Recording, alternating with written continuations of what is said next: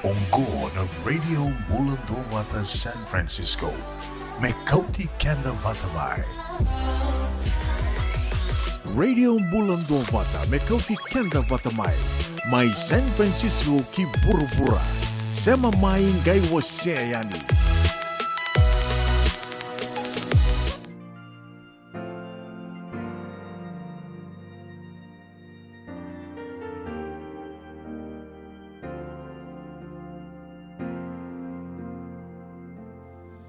Bulara musu bakana numa nyumbika itu kina au yali matambako leka leka na ngauna nava nimbula yali tu enai serau kuitaki enava yadoba meu Lolo bira gaita koso kochisu kina tiny uviwai beauty lo malangi mesemati ko keiau ena kau vela tai wakoti kina nava sereki nai vesu au sangalalanga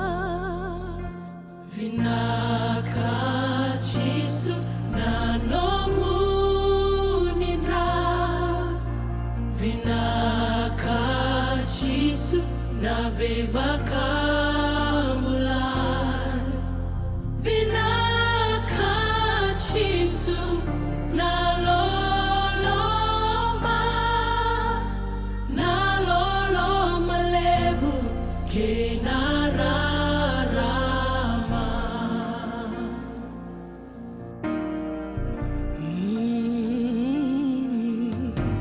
Dondonu meu mate gai sosomi takiau buluti kinangara gai tu vake tale mai na mate sandruka kena vatalenga kau kau ani rani lami bakambulai kendanga Vinaka chisu na nomu nindra Vinaka chisu na bebaka mulai Vinaka chisu na loloma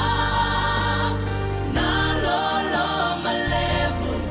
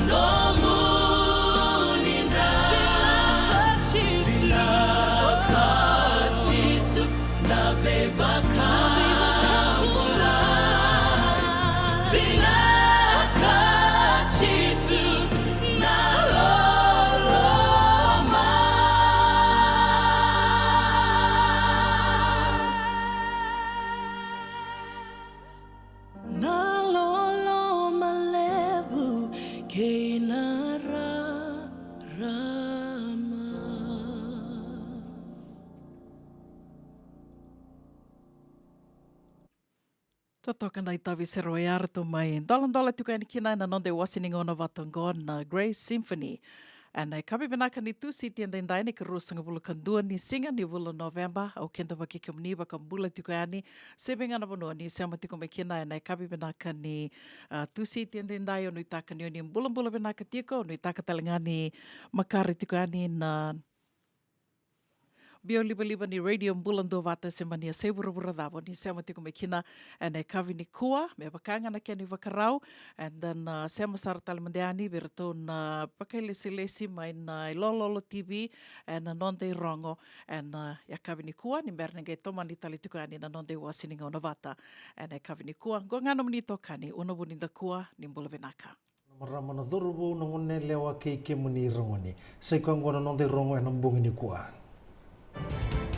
Ndola bini kuwa na nondo songo na marama na nondo banua. Vala tu bola wana ngarabi ni mbosi lehu voturanga. Rawata kokelera ni matay ni metali bebiti.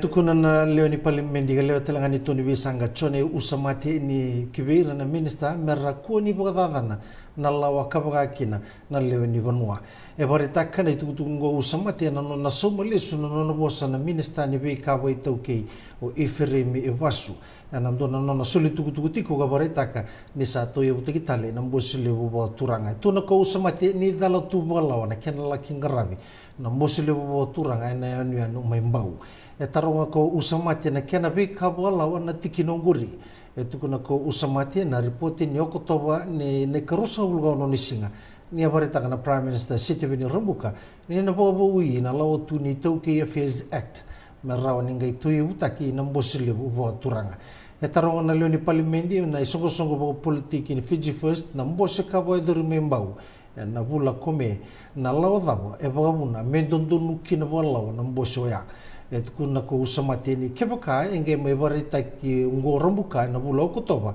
e kini mbale na vika ba do reliu eseng ni balawa tuna ko usamati ni dalati kono no be salata ki na buni lawa siromi turanga kena matene tu kabaka kena mbosile bo turanga ya et kuna ko turanga ni nanga somo na tutuongo ana nona sana soli tututigo ana madongo na mbosile bo turanga endondonu me tu bakata ki koya kakakoni oka ana pe kaba politiki esa mai tu so itali na tiki ni singa ni vele wai ni kena rongo di na nona kisi na boso bondo bo de ngui tu bo wawa ko Kamal Kumar ni rto sanga ni re raw na mata vele wai ni bo ndine ndine na buku ni tobi mati e ndondo nu merto soli bo ndine ndine leo tu longo na mata iturang ni lewa e na buku ni kisi banga ngai tigo kena na buni lawa bo de ngui tu bo wawa ya sanga talangani na basika na matavile wai ni kuwa na buni lawa na satu soitali na tigi ni singa na kena rungo di na kisungo arto sana soli mandina dina tiko ko King's Council Anthony Morris ke na loe suba ko Laurel Baurasi ka bagaki na kay Peter David katura baga tau tiko ni tutu baga council assistant kina matavile wai ya sulia na prime minister kina boso bondu na lewi ni kunru na karsolo baba ni January ni runondulu rusolo tulu nga medingo moles na prime minister na kene sau na karsolo baba bitu ni singa ni January ni ambaketi ngango runondulu rusolo katulu erota ni limsabul katulu na maram erabaili na non rambula mani baro kuko na lomani tini na ambaki saudi e barita na tutungo na coordinator ni Fiji Women's Crisis Center Samima Ali nona bosa ne kena sangai meluri ne wali ni lenga ana kena vital no tegiti ko ne tubo lebu ni mateni tu ana bukuni non rabaga sura rata kina marama keira na ngone lewa era tigura na songo ni ko rota ni tolu nan rau ono songo bulu kalima na marama ana bukuni barita ki taka kanilinga kawaidori ana Vodafone Arena e barita ko Ali na kawai ni wili ni marama era walengai mai vera nan dui watindra si non raito kani tukuno ko Ali ni marama endondonu merna lomana ka solibira na ngalawa e tukuno na minista ni marama Linda Tambuya ni vunga na kisi ni beba sura rata ki rasanga ni ripoti taki Era mai matai na turanga membeta kena lautu ni cybercrime ni rondo luruso vulkando endo na turanga yang bagi 5 vulkaono. Kabanga tagati endo na account dia lastaki kamata bulotaki. Kando volaki ni sone tukutuku ni bibadadani si endo bogaburia na tigo ya babala. Etu kuna na buge ni commissioner ni bisa ACP Mesa Kewanga ni sampai tegi-tegi ko Kishore Kumar. Yang andona dala ni Unauthorized Access Act about Computer Data. Kabir kotori anawasi vitu ni lautu ni cybercrime number tolu ni rulundul rusungul kendua. Kena ndona dala ni bibareri me bakabir kotori anawasi tolu nan raw vitu sungul kalima ni crime act ni rulundul kadiwa. Arere ko kumar na matavila way esuba enanua. Kako ACP wanga ni ko kumar enanu miniabanga takendo na akonde bo matabulo. Me ba kotakina nanona bakasa mani be bakadadani. Membela tendo na daga ba mateni tu edaki ka burro ka talenga nano na itu baki ni mbali mauti anangero ngodi tal no kiso kumari na katini ni singani bulo January ni mbaki abu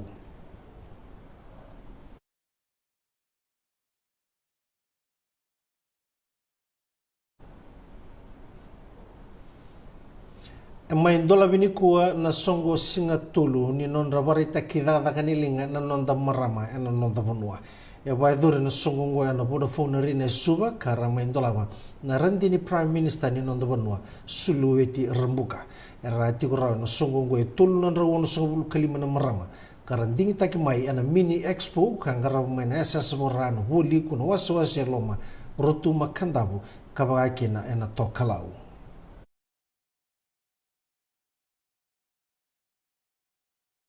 Kemni na marama ni te ora na matagani kua ena nomni besreti ni posota na sirau mai na luluni nando vanu na prime minister ndo tiko na nando bose ndo no metiko kina ia ni posota using la komai me me ndola bano nomni songo ni kua obia mai reidanga na vika ni sa akavara na marama ni tiko rau na matakani kua. Sombea kasi ni tiko rau ra wago tumbe ngamai na ya ra wadora. O sa maru belibu. Mula ko mai me reida e so naka o mambuta o sa semani reida na nong bula tau doko. O sa amba kibit sang ul kalima o so naka o reida te kong ko sa ngasmerin bo reida bandua. O ba ni na kabali o ke min marama. Ni to so ti ngana vika erando da kabatu era na bunda ke na tinanda me na koro o sa maru ta walebu ni tomana tinga na daka ndakile itu doki no kenda ni toki pambimbi viti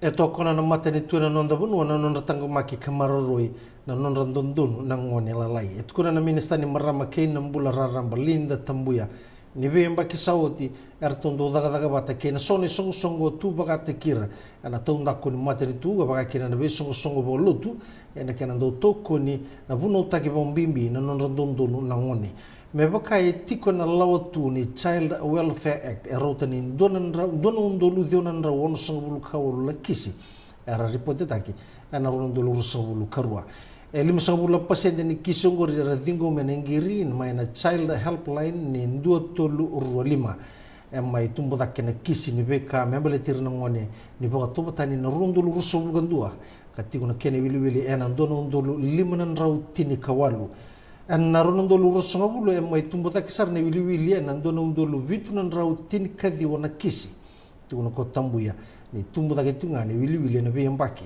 kasangan rebiki na nondon dua bata ena nondra marroi katango maki na luvenda etu kuna na wili ni nondra bololo mata kina ngone ya do sartunga kina loma ni vale karui bakka bololo mani rabi bololo mata kiti kuna lewe saranga ni vale kasatu na kene bondine dina kadingo mini wono songo bulu na pasende ka repote taki ena runondo urusongo bulu karua tuna ko tambuya ni ambaki ngo erdo sangan reba merna ba buli dini tumbu ena buku ni bimbi ni non ritabi ka na ikauti ko ni singa ni ngone burubura and every child is one adult away from being a success story. It starts with us. Bobin winagata na commissioner batawa ni tambadaga ni visa Juki Fong Chiu na nonradaga na marama karatiko na tambadaga ni visa kabagakina na songo ni Fiji Police the Women's Advisory Network Executive wari takatalinga ko na singa noa na matai ni wasi ni elewa semarama era liwena na tambata ni obisa vaungeti kavimbuli vo siviveira na turanga sedoro kara daga batatiko na tambata daka ni obisa na nondra durma ino marama kina ngone lewa na tambata daga ni obisa era sama teki so sara sang walanga na nondo bonua watalanga kina mai bonota ni vo sivina daga vo obisa ka dokila itungana nondra daga na tangani tomana ko fong chiu ka kaya ni rongo bina kandundua erambito tumai na beli takina tambata daga saikwa no nondo wasia na vai kai rakila no nondo wo tulewa kena da ni kena mbiu bata na itubutuba maybe naga kina na bengrabi ni tambada daga ni obisa ki veira erna murimai e veto koni talanga na mbosongo na tambada daga ni obisa mai New Zealand e maro talanga ni songo ni the Force Women's Advisory Network na ka rosnga bulu ni ambaki ni nondo to bengrabi ni sambu lovina tala mai sai kwengo no nonda irongo ningito e mai rawata ko kelera manduna sua ko e magiti ni kauno ni matai ni metali nei viti na Pacific Games ni ambakiongo e mai karua ko manduna soko e na vito ngalo e na runa mita na breaststroke e na 0.12 na sekondi e mai katulu ko menen Baldovini e na 0.2 na sekondi e ko banon davindi e mai katulu en soto-sotongo. Me bakani metali karawati na vito ngalongo e karuni metali me torgo ni Caledonia e ne mate ni singa ningito na metali ga torgo viti e maru taki wali mai buana ngone leongo na nona rawata na metali ngo. Sama ida bane mate ni singa ningito e na Pacific Games ka bana mata na leoni bonua e kena sarabi ningito ne karuni singa e tegabu na karuni singa na ndo ndela na dedere na buku ningitongo na labe kambi kando ningito artu sabo baro kina bobinaka na nonda ndongito ara marota kana leoni tim Fiji na beto koni rasta ti governo nonda karsabo iti ko mai Solomoni ibu talanga na marama na kuranga na dogo na modela mai na tomanda ona torna ngono bina ngo mo baka bina bola wali bona kalu ni lolo man kita mati di maroi kena koko nito tiboy Solomoni donakan nito marota kana di marota ki kalau enak puni nito boloni babarau na puni tereni itu wakilana kena binakan di beka ke di kitongan rapi kito mana kito na bangataka sa marota ki natubak ni babarau torbo na ngonelaw ito so pinakatalanga marota sa rupelib nondra tereni lom ni madaw sa utian already kina lebu sarbiero to sa to ya na masiranga na batanya niya de ito alalawata ka tumerelo ba ano na kito ya may kina Solomon ito marota katalanga balib nondra bingarabi o irna nonda era tu era sama iba ichiko Solomoni na Fijian community ama indo sarana ni mami songo ni bata ara baru takan tona kenra na ni mami goro na monelewa ara ando talanga ni sebu abaka ni kito morta kasara wali kuna e varita krandori be tabuli di nella be cambi Henry Elda na totokani non rabo rauna lo rayungo ano no ngito ko Elizabeth Shoot en bagetin kawono kamay kalima ne watangi ninge dini labi en ngito kina e marota wole buko Elda na be kay samme rawata na ngone longo ngone leo kabaita binanua na no Elizabeth Shoot ngone longo en bagetin kono e buni chugo MGM to ba binabali bona binuta kini korbuli principal vice principal ni MGM patanga kinera na gasibuli na nora sole na ngala me mai baita binamone ngo Elizabeth ko singe magicin kon me bakan sa marta ko janilu yo ko ndo baita bitsungo bona non rangito irna kase na senior competition yo ko sa mai na competition na lay kalima kilo 5th place ya bona senior competition ando na tutu binaka ya ka baraw ko secondary na bakinin bulan na age 16 mga senior competition nge kalima endo na tutu bina kasalia ka masa ya na mara makawin ita kana competition no Jen Lee wini na Commonwealth Games gold medalist na Commonwealth Championships gold medalist kaya normal na batangin din yan dahil chiki na naman ko sa tusar tunay na to pa binakabali mo na PB na personal best ito sa daki may na chinkan doon na kilo may na dito level ni Commonwealth Championships in India Delhi na bulo July niya ko na bulo November ito sa daki na 11 kilos chinkan doon na kilo ayan doon na ibarta kilo na ka ito itong maruta ka sa nga bali mo na dito Elizabeth mai dabatiko ne matei ni singa ni bitong galo vera na tangani kina lewa and 4x100 meters of freestyle relay mai ngangaruru kina na waso na timini New Caledonia kartu vitarabiani na timini Tahiti Samoa kabakina na timini no Vanua verto na ngone lewa mai toro New Caledonia na kola e ngona 1.2 na sekondi Tahiti na siliva 1.2 na sekondi Koviti na 1.3 na sekondi ni mai badabari ni matei ni singa ni bitong galo e tawa na rawa na timini New Caledonia e tini karuna metali oya e 5 na kola vana siliva kena tolu na barasa o Tahiti e na rua na siliva rua na barasa Samoa e na 2 na kola 2 na barasa Viti rua na siliva kena 2 na barasa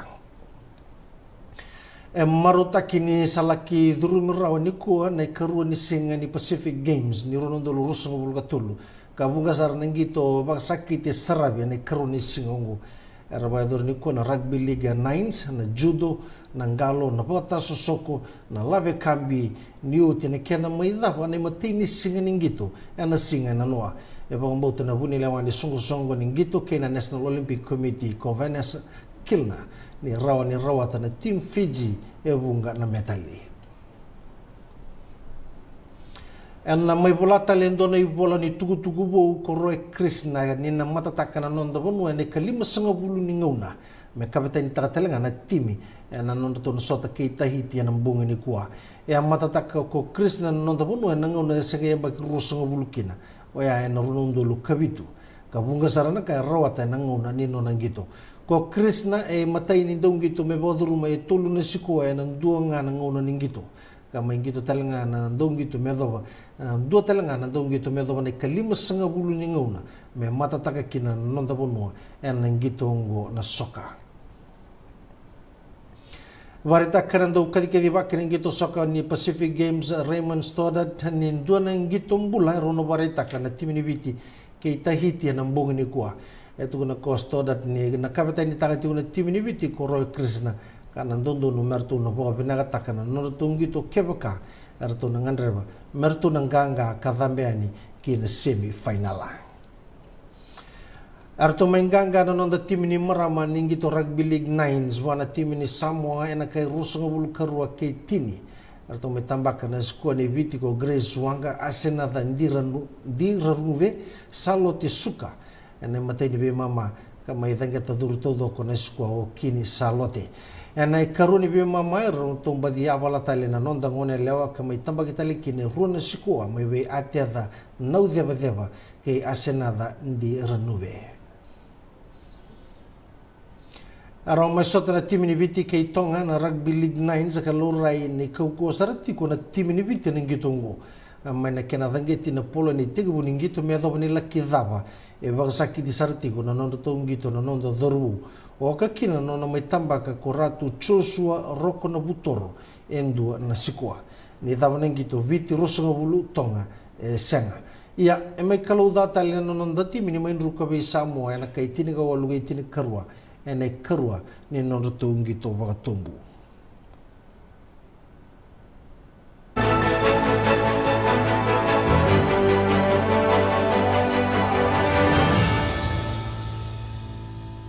na itutuku ni raki ramen nanti endo no raki susua e toso pa malu tiu mai kina tokalau ni nonda vanua e munda koto na tokalau kina tokalau deba e na nonda vanua nan raki me dawani na mbongi lebu ni mataka e na bakilai tiu na boa tulolo ni raki kana miri na uda e suba na usuri atai lebu serua na mosi na ita asiri mai na sana kura na deba keimbua da kaunrobe na toka lau ke tavi uni na atu lau ke na atu lo mai viti ena be bono tale so ndo makana raki kana pakila ina mirni uda ena ya kavi ena mundra koto na toka lau kana siu ka bora na nonda bi wasa me sendo tale manda na nonda dingu lagalaka ni dale sumai enda sana ronga da nai rongo mane be se bora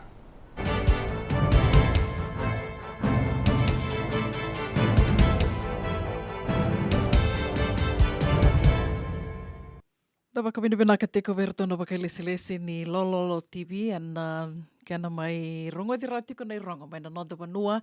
Waka bina ka tali tuka ve kiam ni na seama tiko mai and singa lewa ni kua sena kavi ni kua mataka ni kua mbongi lewa ni kua ndui tiko na singa ndui na vanua ndui na ndui tali tuka nei tuwa ki ni raki ia da waka bina ka ni rao ni da mai seama tiko kanda mai ndua vata tiko and na nonda vata vatongo ana radio mbula ndua vata San Francisco kanda waka bina ka tali tuka ni soli tiko na idhengu ni mbula dua tali na singa vongo be kiam ni na singa i tabaka in dua tali na singa vo be ki tau sa ki tau mai voleka ni nreto ka ni waka malua ko malolo dromo toka ni na singa ia to toka tunan raki ana tomba levungo San Francisco rawaka rita ka tiko mai na daunin raki and ia sa Amerika ngo ni na to toka tunan raki ki tau wakila tiko ni sa batambata ia sa to toka ndina tu maleka tunan raki kainaki ni Thanksgiving ia na singa rua mengo na singa lutu levu and raki vena ka talitunga mathau ke dengo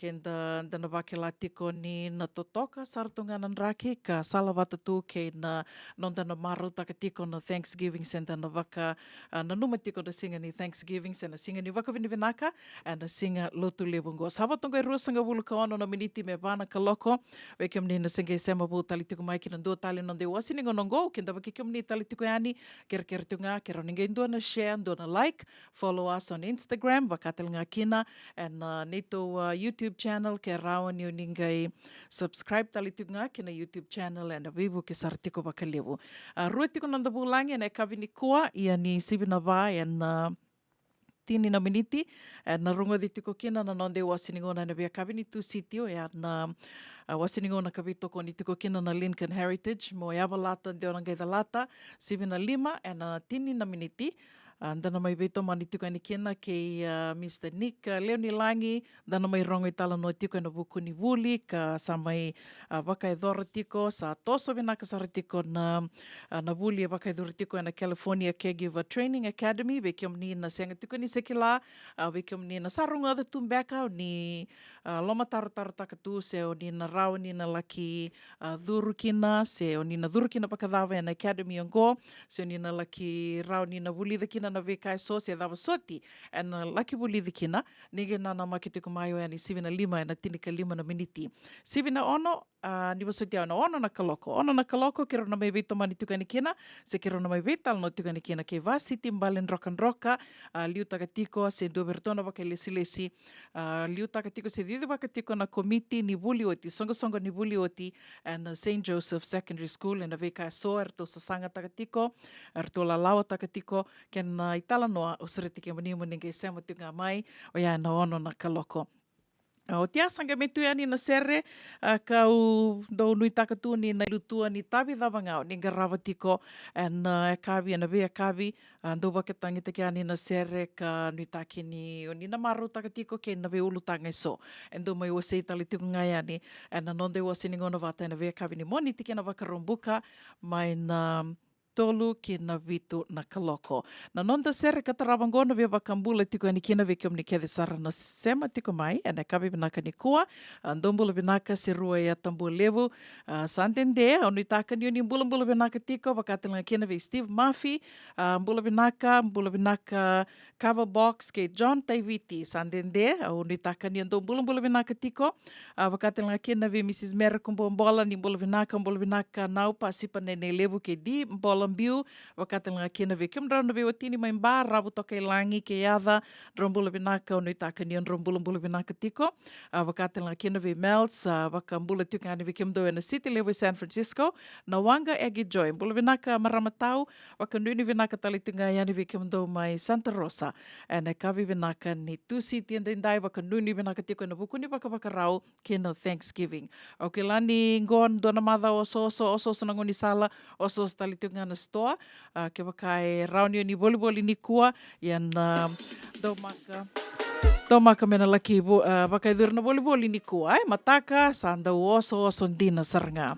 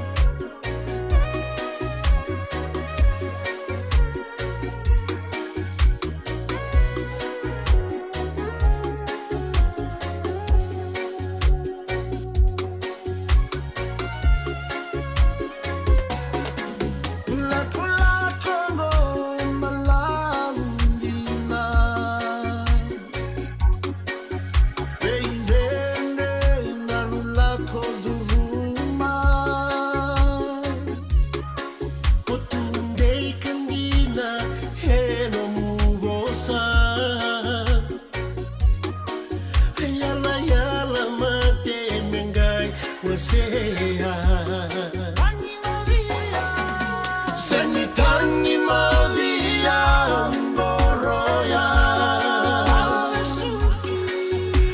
suki na ke muraka walenga Sandau mulo raki au tunga Au saruinda mosita Senitangi Maria Mboroya Au saruinda mosita Senitangi Maria Mboroya Au saruinda mosita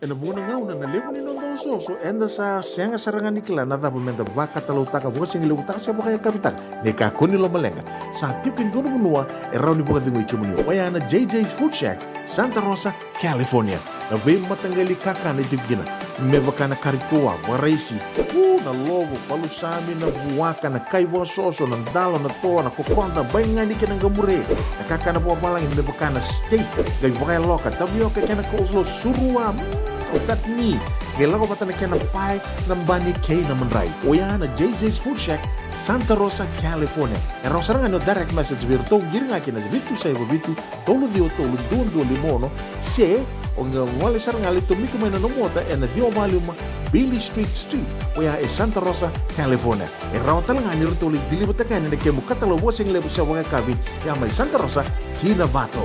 JJ's Food Shack, Santa Rosa, California. Dendran beka nang wala ni kibal ni lote na buko ni oso pakadadaka. Sen rakin-rakitan beka na itos-tos nimbula, kuha nilenga sinui gawa-gawa. Nana magi-mai kina programo warotaki, may veratao na New Methodist Christian Fellowship USA, nongu chisu, nongu banua. Rungode na bima manyon na kabini buko lulu bay Kemundo California, bima manindu na singilewu ni lotulewu bay Kemundo biti, and a radio bulando wata San Francisco, may kauti kanta wata mai. E senga dina ni kara rawa na daka waka kekiwa. Ia endona kainda wipu ke kawaka mamanta taka tuna bengaravi, o ia ke tuna kenda to kakana. Na ika, na dalo, na bisikete, na reo bata, na sunbells e tinimbulu makau. O kenda to na senga tiku ni driver, se senga ni waka motoka, kanda o dren na tutu beto seaki, erto satu wakarau na Divine Pacific Food Mart, mai Sacramento, merto taladeani na nung ni boli-boli. Rawa sara. Witartar ngayani na taliboni diwan 21-12-ono saivarua. Merto bakarotaka katalada may nanong ni boli-boli na kinangona totolo tuwa.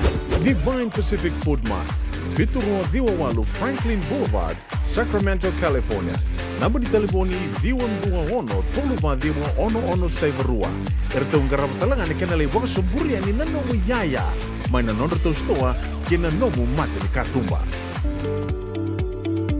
Yavalata, Dionangay Valata, and Radio Bulan Duavata.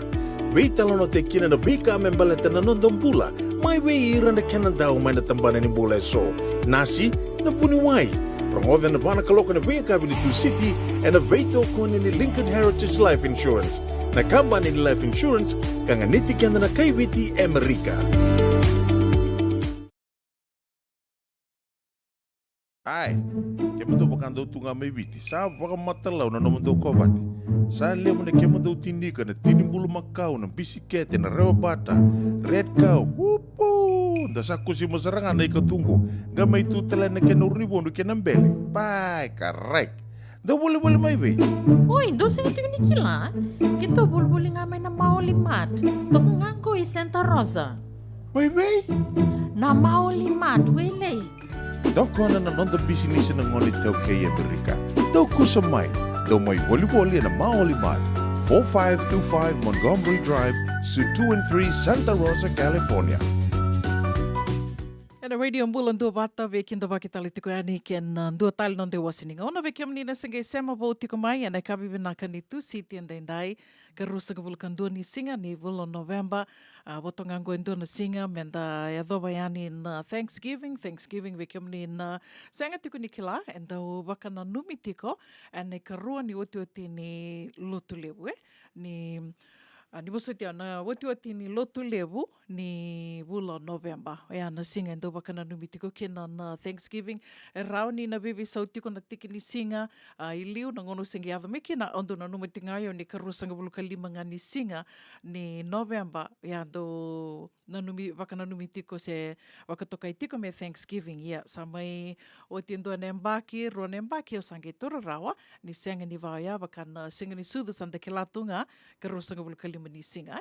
Ya na Thanksgiving o ya na ikawati ni lotu levu semani tiki ni singa daba ia na iwa tuitinga ni lotu levu ni bulan November endo baka na numiki na Thanksgiving koe ana baka rambuka santo baka tokai tu me Black Friday singa ni voli ngoe dona singa karandona na makiki na baka levu ira na dau roni o karando matai na maroro i lavo beka se roni na wawa tiko mer na waraka tiko na ngona lutu kina na isoni aya rangendo la koe anira li voli ia na Black Friday o te asange tiko na singa moniti na Cyber Monday bale te wakatokai tu na Cyber Monday bale te ana singa e levu e rangai e rando voli kina online levu talenga na store, rando voli taki se rauninda na voli kina na internet na online shopping and the lutu saranga kina na keni sau and singa moniti Cyber Monday. Ia, o wakarongo da tiko na itukutuku weki tau e sanango ni kua na irongo e sanango ndona ka e wetal no tek sartiko wakalevu kuni tiko wakalevu ni ravakila sartiko wakalevu na ngone vuli and vikor ni vuli so na we wakanduindu taki se na go mai veira wakamera sandui to ira na ngone vuli wakatokai tiko na anti-Semitic bullying, anti-Semitic comment, se sona i wala e rawaka e dhortiko o ira kara e watiko e rasenga ni ndua wata tiko kena weka e so ka waka e dhortiko mai Israeli na ngonongo ndena ni sa o tingo endo na vula sa levu sartiko na kena vital no taki ia ni saya dhobi rani na ngone vuli na vekor ni vuli so e baka sa riba mbita ki baka levu o talita ka baka levu na nona baka madala tiko endua na ndau baka me council ai vera na ngone vuli baka madala tiko ko ni ndona ka mbimbi ngo be kanda na tumbu be kanda na ndau ni ve susu vera na ngone me baka madala tiko vera na veka e adu tiko na ngonongo ka gai o maru taka wakalevu, tali taka wakalevu, ni tukano koe na nonra mai velo mani, na nonra mai vinaka na ngone vuli, e korni vuli, se mani wakadhawa na nraki ni mbula, e ndalako de rumatiko, e wakatau sartunga na nonda vi tumberi mai vale, se na nonra tumberi o ira na ngone mai vale. Ke waka na reida tiko ira na ngone nduatani tiko na vi tumberi, waka idhuri tiko vale, reida tiko ira rongoda tiko na vosa ni tau, na vosa mbeka ni vida dati, e tau tiko i vale, e na wakatali tunga kena na nonra i buki kornivuli na kota wata talitunga ke ira na i wakarau wata o ia na kota ani kornivuli ka riba bitek sartiko waka levu ndona ka wakaloloma ni dana waka samataka mbele te sobir na ngone go ko nga e sarangone wako sarangaru ni ndakaya e na duatani na wakandoma mbula sarana na kairo ni na wakaba ke wakair na senga ni na munduki na nonra wakarau ni wakasama baleta ni savatu ngone ai da sarava tiko na news e na veisinga ke na veikai adu tiko wakamenga indu wakaungetir tiko ke waka e senga ni to yanren ravi tiko ni tumbu na ndau ni veisusu mai vale yo ana vekair vital no taka tiko na vekor ni vuli so na madango dengu tiko na vuli ndau sereki tiko na vuli ver na ngone vuli na kornivuli i California se kornivuli Amerika baleta ni mother tiko ni Thanksgiving. Ia tiko nga e na veda dhati ka waka e dhuri tiko e kornivuli e na bukuni veka e soya dhu tiko mai Israeli na ngonongo. E sa waka e dhuri tiko na vitala noa sa bobo leka sara tiko ni le mai au na vitala noa ni non rasere mai me rasere mai o ira na kautuba ka vesu se o ira na hostages. Ia ka sembera sartiko ni se tau dhok sabo bo leka sartiko ya ni na ngonongo na bono mantangai sali ya tiko kino ya ni sa wakandonu ya o Israeli wakandonu ya na Prime Minister Benjamin Netanyahu me rawa ni na dhengu e rawa sembera sarang ya ni bangon ya e nandona kai na tuku ni tiko koe sarangai tiko tale o ira na wakelesi wakamatani tu dona vitala noa levu na vital nongo sangai waka me tiki ni vital noa talenga ngo Amerika se na presidente ni bonongo Amerika ia sa vati koe ana vital noa e nangonongo tuku ni tiko ni rao ni rtau sana sere mai 5 e na vati koe ai seanga ni rao ni na sere tau dhoko mai o na ronan rao wakadhada tiko na leo na kai Israeli wakatala kene so talanga na kai Amerika ke na ve mata ni tu tale so ka rakau waka vesu and ngauna ka te kupu kina na iwalungo sertoa te kupu pakadada kina na Hamas i Israelia. Era ruanan rau pakadada tiko ina ngonongo sapa tiko eroni na waka na liu mandamai erto 5 erto na biu mandamai ke wakai sa meau na vitala noa ia na vaya na diengutu na vipanapanai e na ono nei au ai. 6 hours ceasefire ke wakai sa ndonu e sana watiko e ana visinga me na diengu na vipanapanai e na ono nei au a me rau ni rangai ser me kina matai ni wili ka rawa ni na sere mai wakambauti ni ke wakai sa na taudhoko na vital noa se na maiau na vital noa ka sa wakai dhuritingo rau ni na rto lewe 5 ka na liu tau mandamai o ira na ngone ke ira na marama e ka ra viesu tu e na rakautu waka viesu we ira na Hamas. Watiko e ana vekai so e adu tiko mai na wuku ni walu lewu ka nda waka murei tiko mengo sa mai o tingo e ndona vula ia waka nuni venaka tiko ni tosa venaka tiko na veka ke sare na vivono e so ni seama tiko me kina ni rawa ni ndana wakaanga takatali tunga na ngonongo me ndana waka wuli diri tiko kina na ngone na veka so e adu tiko Baleta so na ngona ke waka ndana senga ni kawai takira tiko na ngone it can affect them and dota ni nda senga tu ni kilai rau ni na laki abalata tu na non rambula ni rasana tumbu daki tiko na veka so e adu tu e na non da ve sai vura tali so sa mai bando na kaloko e na kavi venaka ni tusi tendendai na Radio Mbulando Vata San Francisco me koti kanda vata mai wakambula tukani vikimdo ke de sara na seama tiko mai na kavi ni kua na nama ki tiko mai si vina vai na tini na miniti non dei wasininga ona ni abalata de ona ngai lata me wakai do veto ko ni tiko kina na Lincoln Heritage Life Insurance. Sera katarabangon ve wakambula tiko ni kina ve teli tapele ni mbula vinaka ve ngana vanoni sema tiko mai kina na kavi ni kua wakatala kina ve Sista Alicia Andrada ni mbula vinaka wakanuni vinaka tiko yani ve kimdo mai Santa Rosa wakatala kina ve kimdo na dhakangari tokango na ruku ni Wabukola gonga ni toke ni Wabukola so mai nangari kere so lebu sartunga ngonongo kito vital nota kito na noa vitu na dola dio sanga buluka dio na sendi ndo na pound na nangari na so ningari ngonongo dinanga ninda kilana Thanksgiving vango endo tawa sartunga nangari kere ningai soto ngamai nangari sanango sana ndo makasara wakambula talitinga ni vikim do mana atukuka to rika tinai venaka wakalevu na sema tiko mai wakatan laki na ve mare da lalanga vesi ando bula vinaka mai Australia wakanuni vinaka tiko yani vikim do ni tosa vinaka tiko na Vili New ni nraki vinaka talitinga mai sanangori wakatan laki na ve cheke penisoni ni bula vinaka wakanuni vinaka tiko yani vikim nrau ke Mrs. Penisoni mai Santa Rosa wakatan laki na ve marama na ita lela lubu ni bula vinaka na ita wakambula talitunga ni ve Sherry Vandinga. Venaka wakalevo na sema tiko mai. And e kavi ni kua wakandui ni venaka tiko yani ni tosa venaka tiko na venga ravi sema ni venga na vanoa ni venga ravi tiko kina.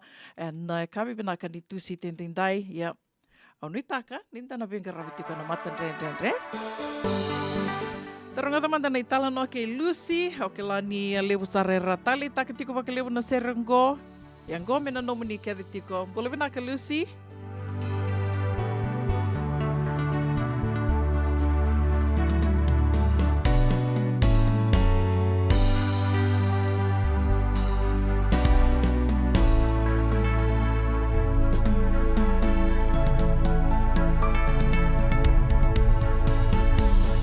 Wow.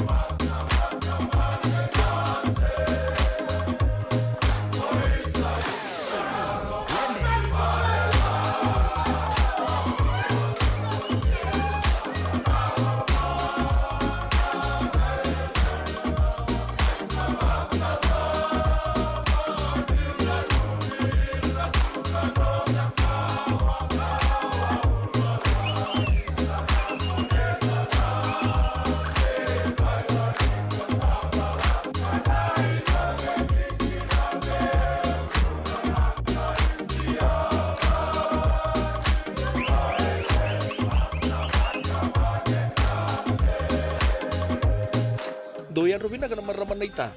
To samba di ba kusa ive. Yandra na ita. Kita sili katalau mande na Orange Lounge. Maleka. Gora san badi kata-kata vina kasar tunga toboy sembamba kau. Gai wai dala tu kinambata. Koe serengan gori. Sono ngono santa bina kat serengan na kenta kakana. Dina to zoko. Keba kitu sana berata ini bagai singelebu. Kitu sana gali bagai kabin ngaya ni kena. Na Orange Lounge, katalau buka singelebu se buka kabi, baru tegi tu buka manggo sanggai to toka na buno ni kana. Mai na menda tu ide ti, kena buka singelebu se buka kabi me buka na buka sekera. Na sui, ike te buteke, roro buka lolo keina vida tale. Gira ramo klana menu ni singoya. Na Orange Lounge, tolo dua Orange Street, Santa Rosa. En dua tala na tamani vingarabi ni Divine Group of Companies. Dola mena wala kaloka na mataka, kina wala kaloka anambongi moniti kina singatambo. Na Orange Lounge. Tolo dua Orange Street, Santa Rosa. Kasar na. Paniray da tokongo, na kenay ray. Dua ngana rukuni buni kau, dua beiran ng tingit taki. Reverend Aminio Balen Rock. Tama kamay na nung programo baka madawa na toso ni ngauna. And vingarabi ni City Veni Raturla. Singa buglulu ni Simona Bayan at tinamniti may kiamo ni Amerika. Singa lutulewo ni Simona tinikantua at tininamaniti may kiamo ni Maiviti. And Vito Kone ni Divine Group of Companies. Maolimat kay na San Bruno Cavaba. Namaka and a Radio Buladong Bata San Francisco met Koti Kanda Bataman. JJ's Food Shack. Itigo kina nakakana boga biti me bakana kokonda. Lobo benga ni ngai kani do itu na bundi nan dalos sa tapioca. Nakakana boga langi me bakana steak bakaya loka kina coleslaw. Wee! Nakarito sa wada badina na kani kana. Itigo talanga na nono specials and lomo ni mga dawa. Daw tamba and Facebook na doy ni tiwa yan. Bani manray pai kay na bungatale. Go na JJ's Food Shack. View Valley mo Billie Jean Street, Santa Rosa, California. Pero talagang rito dilibo yang may Santa Rosa, may ato sa ni Kinavato. Girit-rito sana kina Vitu Saiba Vitu Tolo Dio Tolo Dundu Limon. JJ's Food Shack, Santa Rosa, California. Nongu chisu, nongu banua.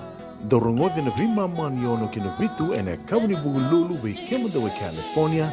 We mamani ruane kavi kina tolu ene singalewu ni lotilewu we Kemadawa Viti. E warotaka na New Methodist Christian Fellowship, USA. Rongwande na Radio Bulando Vata San Francisco, me kauti kenda vatamai. Bula binaka ni Matthew, isawa kuskusibe. Isa, ni bula binaka. O se vivi mandongo kina maolimat. Elay taka kinendo na nito bakataka kanalilay. Yung lay ukutaka bakatotolo, ni Bernir to yave ani nabulangi. Oi, o dia bakasanga. Erto bakasanga talaga orato. Sarara saranga. Go ita so mga nakakana. Ese minta so manakya na bakanya taki na olo. Oi, okay. Binagsaraman da kilatiko. Maolimat, Valley Manolima, Montgomery Drive, Suite 2 and 3, Santa Rosa, California. Waiter tarasarani kinanaba ni telefoni 125 saiba vitu tolu 5 vitu. Ene kena itugutugu matalalay. Yavalata deo nanggay dalata and a Radio Bulando Vata. Veitoko ni Lincoln Heritage Life Insurance na kampanya ni Life Insurance kanganiti kanda na kay Viti Amerika. And radio Bulando Vatan da baka binibinaka tiko ken Lincoln Heritage non-reto bito kwani karao nindo merongo dito kani kena non dewa siningo no bata na yavalata deo nanggay dalata. Ve vital no tiunga ni kena vital no taki tiko yani kena na ve kai so membalata tiunga na non dambula non da kawita tiko na non dambula na non da kena bimbi menta na yan ren rabitiko na ve kai so membalata tiko na non dambula wakam bimbi ninda sama itiko na bonole bungo Amerika sen bono beka mi Australia mi New Zealand o kelani bunga beka weekend anda maitu sanda tunga sanda garona tunga na nanda takadakai sa kuesar tunga ya da sa takadaka tunga sa anda tur tunga bakam bimbi na nanda takadaka sanda senga ni kawai takatiko bakata ki kenda na nanda mbula semenda kuti kenda ya ni paling bula mendale kilo rai bakabuni wai ni kuwa unabia wasenga ni sona kame balete tiko na mationgo na cancer elebu na Leva na matanggali cancer. Au ke lani da sango le mai balangin da sange me rongoda da sange me bulida. De mai viti talembek nga sa ngonongo me vakani sa rau tunga na non da bulida na bekai so se na non da wilika da reida na bekai so na tuku e so. De sa na vakatel nga kina na nomoni kilaka tiko me baleta na duin ni cancer se na levu ni cancer. Na matanggali cancer. Ia e rau ni ndakaya ni levu na i wakatakila me maleta na cancer e na via toto wata ke tiko levu na matenda na se na rau ni ndakaya ni nda sa wakila na e ngonda e na via toto wata tiko i o ti anda sange la kindi kewi sa nangai tukuni mai se nda sange kila se matangali cancer wakadava na vuna kau na numa me na me wasiani kina na veka sa me baleta na matiangona cancer ni koa wakani endona marama o mo siti au wakalivu na bongi ngai turna i tukutuku ni madha o tolu na madha o tolu sa oti wakilatunga koe na mo sinikete sa la koe ni walimbula sa mbimbi sarangana mo sinikete na sa ngela koe ni walimbula ratonge la kindikevi koe wakavuni wai ia na tukutuku ngau tura rao ni ngai ia na ngoni sala totolo ndua rau ndua mo laki lore kina wakavuni wai ke waka meiko sa kuti ko ngai ani kina emergency room maleta sona ngona ke waka nda lako tiko nda sangati ko mendali lore wakavuni wai na rau niko na tukuni mai oi iyo ngai wawa se me dhaka ndua na nomu appointment me ngai lako mena singa ka ngai o lako na vula ngai wakatau tiko e ngalala tiko na obuni wai na nona i ni vula na na me kona roni lelo rekina se senga e na roni ko wawatu o te vida na madhawa se dona vula se vida na vula ge e dhavana ngona roni kona ge lelo rekina ia endona kao e o mantanga wakatiki au o sakila ando wakandina takatalengani o mai venga ravitu na caregiving au sange dhaka takatiko ikia na kia na rau kia wakame ko lako ngaiani na emergency au sa ni rondo moisi na mbuini ngone au sa ndo tukuna ngandoro laka na emergency baleta ke wakano appointment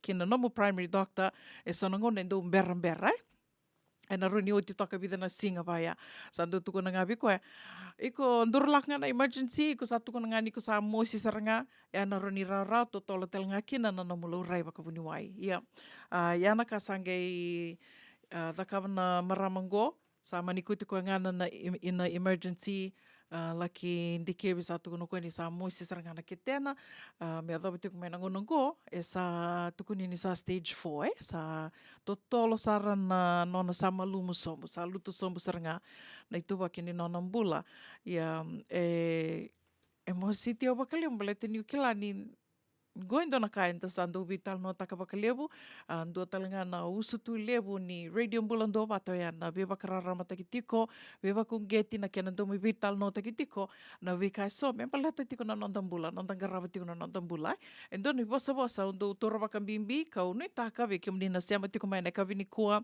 veke mnina geli rongoda talanga na programa ngo mnina vakasama taka ni rongoda manda ge vakasama taka ya your health is your wealth na ituwa kini ngomu e na wakatelenga kina na ituwa kini nomu roni kana bula wakai labo wakai ango me roni ta garabira tiko kina na nanda matabu wale me nda maru taka tiko manda kina nanda bula e na ngonongo ke wakai me nda bula tiko your health is your wealth good health is good wealth is your wealth koya Onu taka dio nina roni na wakabura wakasama tiko wiki mani. Se mani wakadab senta mani da roni da kaya sombeka tiko mbeka na nonra wakasama. Se ngau se mbula bena kasartunga se ngau se ngone me batu ya na wakasama. You just never know. Iko se ngau tu ni kila. Koya na kai mbimbi kina menta lako ya ni dalilu rai wakabuni wai. Wase tiko ya ni na vida na bula sauti o wakambuta na mbaki sauti Totolo walitunga na to soninguna. O hatuko na watal no takatika ni kilani watal no takatika ni na mbaki sauti popola ka tiko ni dava na mbaki sauti laksar tunga yoli lurai tu bakabuni wai na nongu bakai kena yo annual no annual sena full physical mo le lurai bakabuni wai o tia sama ni yo via o no mutu ya o ni o bulan binaka tu seng sartunga ni dona lenga o nge va tingo no baka sama yo sa klava kami sa tawa mai nengongo runikani ando kaya o sa levu o sa levu senga ni talitaka ni sa levu tiko sa roni vakilasa na ngona sa senga soti ni urau ni dakava na veka ando dakava tu meu ka senga ni vakila na wawale ngona gonda o sa dakava so na ka sa vakila tuki na wawale ia na berni dava na mbaki sa oti wati ko anango pakasama I just need to work out yo mo lako nga mi uli tireni vakalevo me roni luto na ngongo me kuni vakilati ko kina na vakami sa dengo ava tiko vaya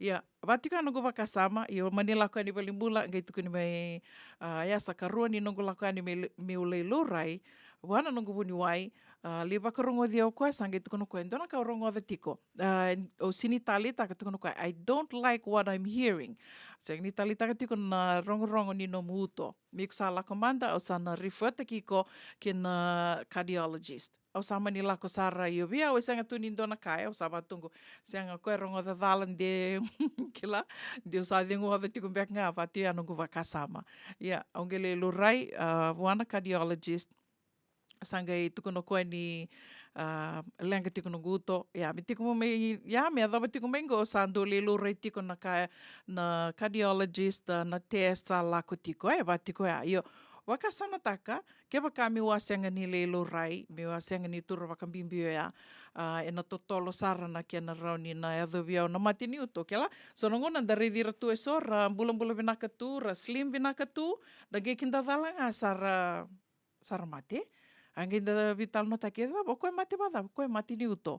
Watu ya nangona sange waka madala tak kina viau na vuni wai ni uto, na ka lenga tiko na nonguto, it just makes perfect sense. O sange roni, o sange tura rau kia ingarin bangin ko na ka indo yado vi reso, kara dari reani ni ra bulan benaka tu sera senga ni levu, senga ni rando kana, but eu kila senga ni undo talita kila baka so enda roni kaya ni rambombulo tu na kakana ya eu senga baka sonongono o kana ngambaleta ni I know my body needs food ia senga ni baleta ni usa nga roba sarana na kakana mi usa le baka me data li tu no lungu na kakana senga ia kongone ke baka mi wasenga ni leilo rai ke senga ni ukila na veka usa kila tungo ke sanga do dakaba na veka ndondo mi dakaba le stale mande kina cancer ko tuko na tiko ana bimbi ni non tala ko ani mentale lurai semani nda tiko ani valangi be kem do talenga mai viti endondo no moni ngole ani ni le lurai vaka buni wai at least vaka ruam bekan to nembaki se vaka tu mantanga en to nembaki ke vaka rende na no mole lurai vaka rua at least once a year. Ngole ani mole lurai vaka buni wai lindi kebe vaka buni wai sa tos tika nembaki na sana tos tali tunga na kia na rani yado mai na mate eso balete dona ka go basic knowledge basic facts rani kai sa anda kila ke tiko ni sa tos tiko na yambaki na ngonda talenga sana kila sana senga ni todo ko baka me sana lulunga mai rani kai sana lulunga mai sana senga ni todo ko na vika baka nindua me se ngone se todo ko tunda ngona as we grow older sana na nutrients na veka bula ka ngandraba na ngonda isa senga soti ni tau doko na nonda kana menda baka ni tiko na ngonda na kakana kanda kila ni roni na suli tiko kina ngonda na veka ngandraba no balanced diet sanda senga ni tiko vekenda na ngona se sombeka na sa senga na tu vekenda na vakasama menda vakasama taksi menda turu vakambimbi na veka bao ya koya as we get older, little by little, sana vakame, sana lulunga tiko yani na veka na membaleta na ngonda na vitamins, na nutrients na veka vau ya. Ya, vakambimbi tiko ngona cancer, ni lewu tiko na matangali cancer ka waka madala taka tiko yani. Waka wili ka toka ngoi tuko ni tiko ni sa tobi ko na cancer and wotinga sa na raw sara ke bakai senga ni se kunei to tolo na cancer and lako tinga esa na tauia ne ngumu tu dhoko, it just destroys your body. It spreads throughout your body. Cancer is the second leading cause of death in the world. O ni taka ni sama tata tiko ya, ni dato do wakawelwele taka tu isona kai. Cancer is the second leading cause of death in the world, but survival rates are improving. And wakatau saratiunga ya, and matangali cancer, na kia nandikewi totolo, karau ni nangaravi totolo. Thanks to improvements in cancer screening, treatment, and prevention. Do talangana ka na bibu kisarwa kalibuya nindando mendabi tal no taka, mendabi wa sei taka, sono vanua ki kulilo reki na wakavuni wayo kila sandike bibi kongo, why not list tali mai mi wase tali virtu ibale, se wase buana no mitokani, me rauni ralako rali lurei talanga kina, ralakindi kebi talanga kina. Songa na wakatake kila ni matengona cancer kauna numa, me wase tu mandanga yani me rauni na soli waka sama tu, de sombeka rasema tiko meneka vini kua, se so enangele rongoda tali na iwaka madhalango, o nangai rongoda na kau tuku na tiko niongo, nangai wakabura waka sama mai, oi nakasarangango, ondo wakila tiko, de na bena kambeka mi usala ko lilu rei tu mandanga, senga tu ni da kila. Vidanga na iwakatake kila tikungo ka rawa ni do tuku ni tiko ni cancer, symptoms of cancer, watiko ya andua, ona wakila waka levu na wawale se na oda. Ona do wakila waka levu na oda, en dua tale, en dua ona wakila na wude ngo, waka me ramba i levu tunga ya ni na kia na wasei tiko ya ni na wakatake kila ni cancer ngo. Di na nga ni me wakau tuku ni tiko ni ya, en duindu na cancer, esa levu na matangali cancer, Kona wakatake kila ua se tiko ni ngo, rawa ni wakatake kila mbeka ni kaike kusali indikevi, roni na tiko na cancer ni sudhu, sena cancer ni kato ni ngone, via wakamantata takatali tunga yani, ni tiko talanga avikim ni talanga na turanga, roni na vito vitali tunga na cancer ni sudhu. Ndona cancer ka vi taubi saratiko wakalevu, vira na turanga ngona prostate cancer, na cancer ka vitu vi wakalibu vira na turanga, ga o tia sangi tiko talanga na cancer ni sui na kia na vi matangali. Koia, dua na wawale, dua ke wakai ko kila ni vude o wakatara na kamanda na tikini ngomo nge kila, ni dua na wakai toka kina dua na vude, mawili kamanda ni babalange, lump or area of thickening that can be felt under the skin. Dona tikini ngomu ona wakila o tatara ni kina bango wakila tu ni vude.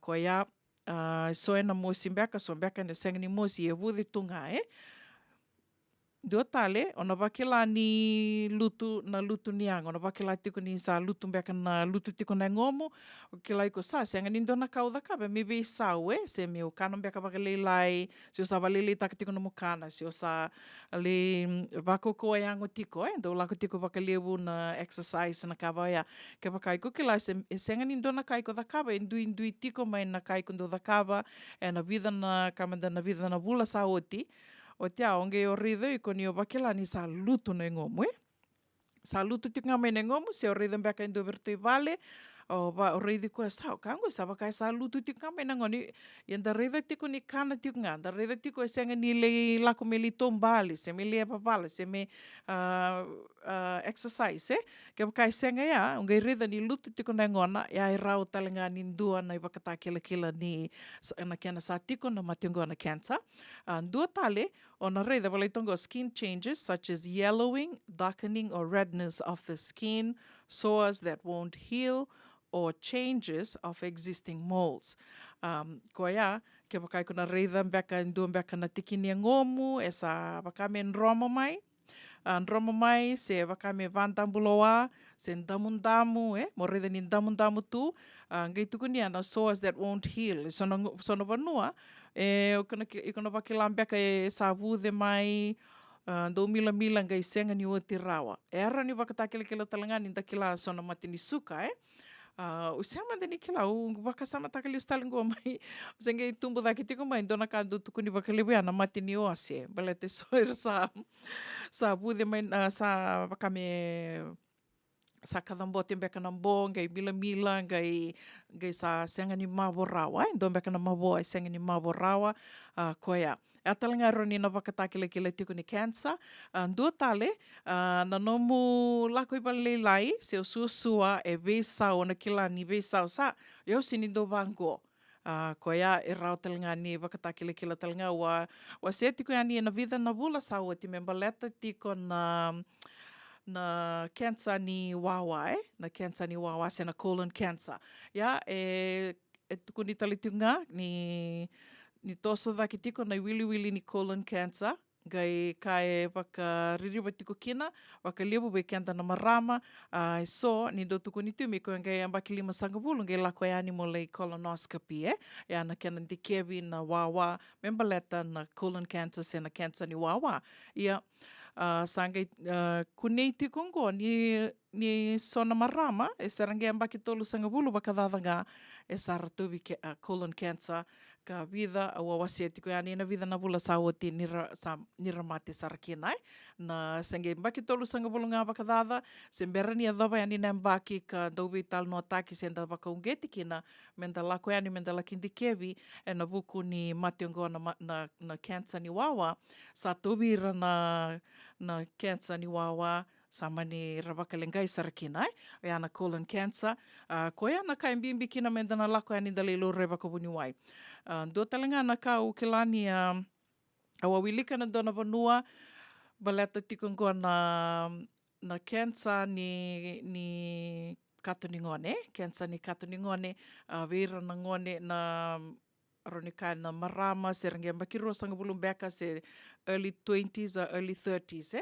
tolo sanga bulu bakadada e batiko e asakuni talitunga na cancer in do bakasa mataka tu ni rangai tubi cancer mai na mentangai tiko mai na bakini bulana ba sanga bulu 5 sanga bulu ia sabe sa ngona ia dona kai roni to nuindi tiko kina na kena sa lebu saratiko na matangali na kena wale ni kena dikevi na matangali cancer so e ana kai roni to bakabini benaka tiko kina sa tosa tiko na vuli tos tiko na kilaka e sa rau talinga e sa lebu talinga na kai kuni mai er kuni ana dau bakandindi ke me rani na buke ke anda na kena mai tomboki tondonu na mationgo na cancer dua tale ya persistent coughing or trouble breathing kilau sa ngono ni bu sa bu tonga ngono ni bu le da kavango so na tukuna ngono na ginger na davo so tio sali da kabaya e senganga ni sebukia se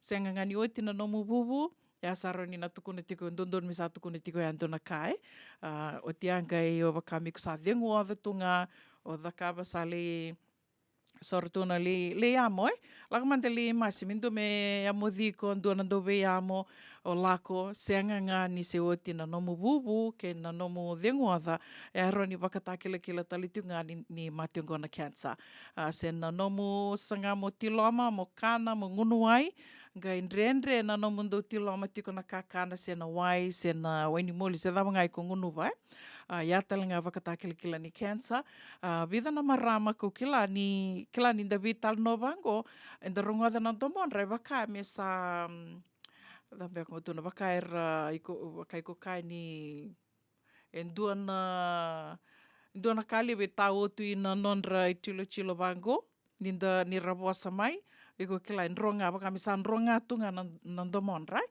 ya talanga volei tokango ni ya ndona vaka takile kila ni cancer tiko talanga na cancer ni ndomo Dua tale na wakatakile-kilango ni o iko wakilati ko na wingo na kediko kana e waka mi ko longa dae e senga ni waka iko kai senga ni lutu benaka na kemu o longa tiko persistent indigestion or discomfort after eating e dua tale ngana wakatakile-kila dua tale ke waka iko wakilani sando moisitu nga na isemani ngomu persistent unexplained muscle or joint pain. Sa moistu nga na semani ngomu, o le dhakabango, o le ngunu na buanika ngo, o masi dhabasoti senga nga ni oti rao na moisio ya sando donu me tukuna tiko vikundona ka, wala itingo ni atala nga intona wakatakile-kila ni cancer. Do tale, o wakila ni kundo mbuno na mbongi, night sweats on mbuno na mbongi o tinga o katakata baka me katakata na ngom madhurabi ko na katakata se o tianga mbongi o bakilani o mbuno do talinga na bata kile ake nei oti ka volai tokongo unexplained bleeding or bruising. Klasa na ngona, iko ringani vango baka me rakusi tu na ngomo iko sinikla rakusi tu badaba Iwe na pono na dabo da kabeli rakusi tu me kino vango na ngongu. Se ndu mbeka iko reida tiko se na nomundo lomani mbeka se ndu verto na ngone mo reida vango baka hai o kango rakusi tu na ngona se rakusi kustu iko da kaba. Yo ngeitu no koe ke baka iko kila iko sinda kaba to na ka se ndu mbeka rovi tuki se me ko kila e dona vanui ko alako kina mo lengeli tavutu tu ina dona kae me nge vavuna mai na rakusi ke baka iko kila ni asenga ni dona ka vai e ado io ko nge rede tiko ni baka me tiko nga na rakusi se na o tinga manin ratu mai dona vanua ya e baka takele kila tali tiko nga ni cancer au nui taka ni rau ni na soli baka sama tiko ya ro ni na veva ko nge tiko ke baka sa tiko en dove ira na veka ua se tiko e niongo ko tuko ni tiko ya na levu tu na matangale cancer iko senga ni kila ko na marama ko tuko ni tiko ngoa e a moistunga na kitena Moisto na kitena sa senga saranga ni turarau koe na moisini kete sange mani kuti koe ngaya ni salangani na iare. Lako na emergency, o tiarto sa maningili waka ndi kevi koe sange kuningona kina ni sa cancer, io kanirarawa ni sa stage 4, sa senga talindona kai riro ni rito da kabakina me na wakambule koe. Yana dona i tukutuku waka dirlolo mandino ya wikimani na reida tiko nuku post o mbita tiko ni ai waka imbali sara tiko nga na kau o mbita tiko ni a kau ni taka ni rau ni tona ndo vital no taka waka lebu waka matupu wale vira na nonda toi tokani na vi songo e so enda lewena tu menda ndo vi waka ungeti menda ngole ani da la kilo rai waka vuni wai da senga tu ni da kilai da lelo rai waka vuni wai ka ona via mai dhawa tiko nga na nonda waka da vara tiko nonda iwa sini ngauna ni awa lata ndio na gaida lata ene kavini kua and wasa batanga ko wase anio ya your health is your wealth. Oni taka ni rau ni na wakapura waka sama tiko abe waka ungeti tiko ena no de wasininga ona ni awa lata ndio na gaida lata and kabi binaka ni tusi tende ndai me waka veto ko ni tiko kina la Lincoln Heritage Life Insurance. Yava lata ndio na gaida lata and a radio bulando vata. Veitoko ni Lincoln Heritage Life Insurance na kama ni Life Insurance kanganiti kanda na kaiviti Amerika. Ana sera kataravangona ve vakambula tiko ni kina ve kimdo ke de sarana sema tiko mai neka vini ko vinaka vakalevu na sema tiko mai vinaka vakalevu na dau veto ko ni tiko mai kena nonde wasini ngona vata and na ve ka vini moni tike na vakarambuka mai na tolu ke na vitu na kaloko vakanu ni vinaka ni mbula vinaka tiko ni toso vinaka tali tiko na vakarawe na buku ni Thanksgiving and na lotu levongo vakambula tiko yani ve sista serua ni motai walu ndombula vinaka mai Utah vakatanga kena ve Jimmy Matanatambu ni bula vinaka Jimmy bula vinaka Sherry Vandinga bula vinaka Selu thank you for tuning in Selu hope all is well vakambula talitungani ve Wati ke Tamani vakanuni vinaka talitungani ve Komunike kamdona Bay Cruises vakambimbi tiko bwana head girl o naita D Lady D vakanuni vinaka talitungani ve Komuni senga talani ngola da vitikino na wanga Eggy Joy bula vinaka naita tau vakambula talitungani ve Chosateki ndavui vinaka vakalevu na sema tiko mai Chosateki wakambula talitunga ve Vuki Raf bula vinaka sista Luisa Maiden vinaka vakalevu na sema tiko mai nekavini kua wakambula talitunga yani ve Turanga naita waliki satakala vakanuni vinaka tiko yani ve Kimdrawa vakabe watini onitaka ni onrambula bula vinaka tiko vakatala kina ve Aliciandra Dham bula vinaka Randini vakanuni vinaka tiko yani ve Kimdo mai Santa Rosa vakatala kina ve Kimdo na Golden Gate usawara tiko na Kiangungari bula vinaka Steve Murphy teli tapele nimbula vinaka vakambula talitinganingo Vekamni ke sarna venga ravitiko na vevanua ni venga ravi so vera na itambangase na itambangone au ni taka ninda na venga ravitiko ana matan renrenre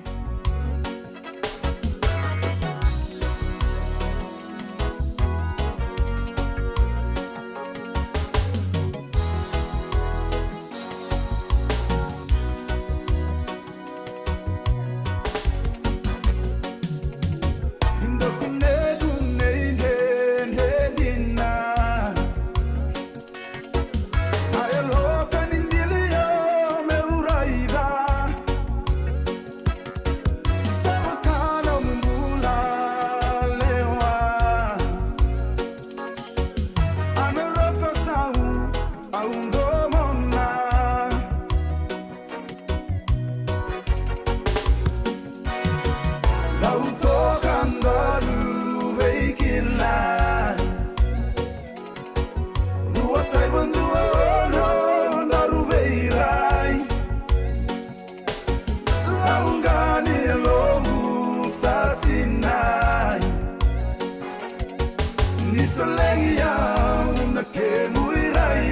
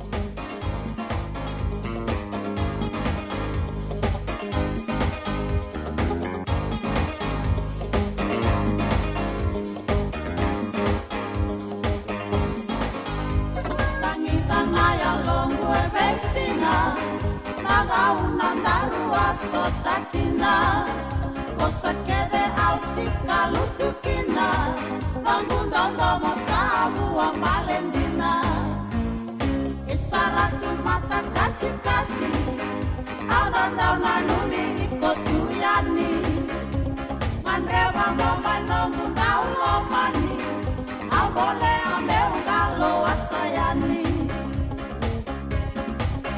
Leka-leka nondaru ikobata Mula tolu koleweni no musala Pakana numanomu bos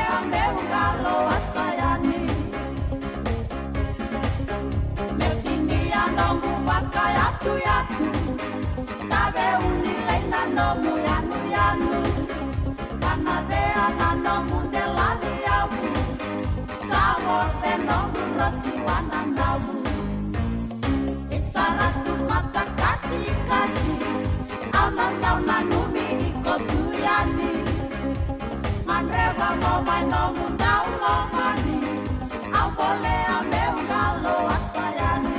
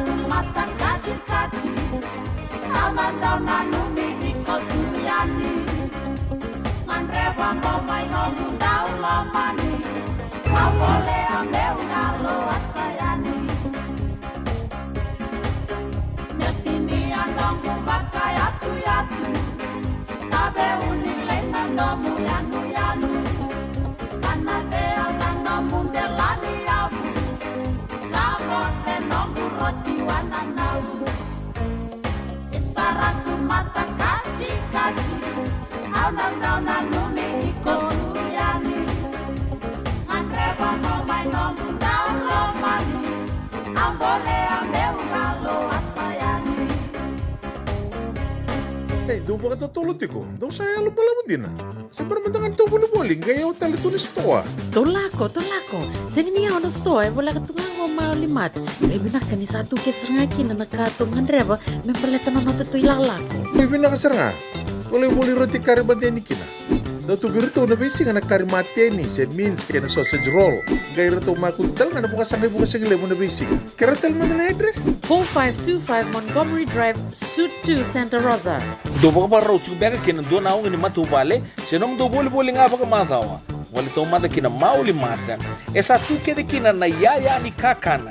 Yaya ni ti kina bikala lai tale so, kanda un rendre na kunea. Tu raw talaga ni kota nom ni boli ke baka ni tigo men na Marine se Sonoma County, kan rendre nom ni vila ko aki. Vitar tarani kina namani taliboni, 125 saiba. Vitu tolu 5 vitu na kena tuku matay lalai. Mauli mata. Valima Rulima, Montgomery Drive, Suite 2, Santa Rosa, California. Kasar na. Oni rai da tokongo, na kenai rai. Dua ngana rukuni buni kau, dua beiran ng tingit taki, Reverend Aminio Balen Rock and Rock. Tama kamain na nung programo baka madawa na toso ni nga una. Ano ba yung grabe ni City Veni Raturla? Singa buglulu ni Simon Bayan na tinamniti may kyamu ni Amerika. Singa lutulay mo ni Simon na tinikantuwa na tinamniti may kyamu ni Maiviti. Ano ba ito koni ni Divine Group of Companies, Maolimat kay na San Bruno Cavaba. Namaka and a radio buladong bata San Francisco met kauti kanda bataman. Senga dina ni Kara rawan na daka waka keki ba. Ia endona kainda wipu ke kawaka mamanta taka tuna bengarabi. O ya ke tuna kenda tu kakana. Leika na dalo na bisikete na rewa bata na Sunbells e tinimbulu Macau. We kenda tuna senga tikunin raiva se senga ni waka motoka kanda u Rendre na tutu beto seki. Erto satu wakarao na Divine Pacific Food Mart may Sacramento. Merto talaveani na nung ni boli-boli. Rawa sara. Vitartarngayani na telefoni diwa 21 saibarua. Merto bakarotaka katalada mai na nung ni boli ena kena ngona totolo tua. Divine Pacific Food Mart, Viturua Viwawalu Franklin Boulevard, Sacramento, California. Namba di telefoni Viwan Saivarua. Erto ngarapatalangan ni kena lewa suburi ani nanomu yaya. Mai na nondro tostoa kina nomu mate ni katumba. Dendran beka nangwala ni kibalilo tero pukuni oso pakadadaka. Sendra-kendra kita beka naik tos nimbula. Kuani lenga sinu ingawa-gawa. Nana mai kina programu warotaki. Mai vera tau na New Methodist Christian Fellowship USA. Nongu chisu, nongu benua. Ruwa na bima manione na kabini buku lulu bei Kemendo e California. Bima mani dua na singilewu ni lotu lewu bei Kemendo e biti. And a radio bulando wata San Francisco. Mekauti kanda wata mai. En een boona ngau na lewu ni nondo so enda sa senga sarangan nikla na da bumenda vaka talutaka buka singilewu taka sa buka kapitaka. Neka kuni lo malenga. Sa tipin dono bunua erau ni buka dingo ikimunio. Waya na JJ's Food Shack, Santa Rosa, California. Na be matangali kaka na itibigina. Mebaka na karitoa, waraisi. Na logo, palusami na buwaka na kaiwa soso, na dalo na toa, na kukonda, bayangani ka ng gamure. Nakaka na buwa malang, mebaka na steak, gay bakay loka, tabioka ka na coleslaw, surua, tatni. Kailan ko pata na kaya na pie ng bani kay na manray. O yan na JJ's Food Shack, Santa Rosa, California. Pero sa nga no direct message virto, giring nga kina bitu sa iba bitu, tolo dio tolo, doon limono, se, o nga wala sa nga lito, miko may nanumota, e na dio maluma, Billy Street, o yan e Santa Rosa, California. E raw talaga ni rito ulit, dilibot na kaya na nagkaya mukatalo, wasing lebo sa mga kabi, kaya may Santa Rosa, Kinavato. JJ's Food Shack, Santa Rosa, California. Radio Bulando Vata, Mekauti Kenda Vata Mai San Francisco ki pura-pura. Sema mai ngai wase yani.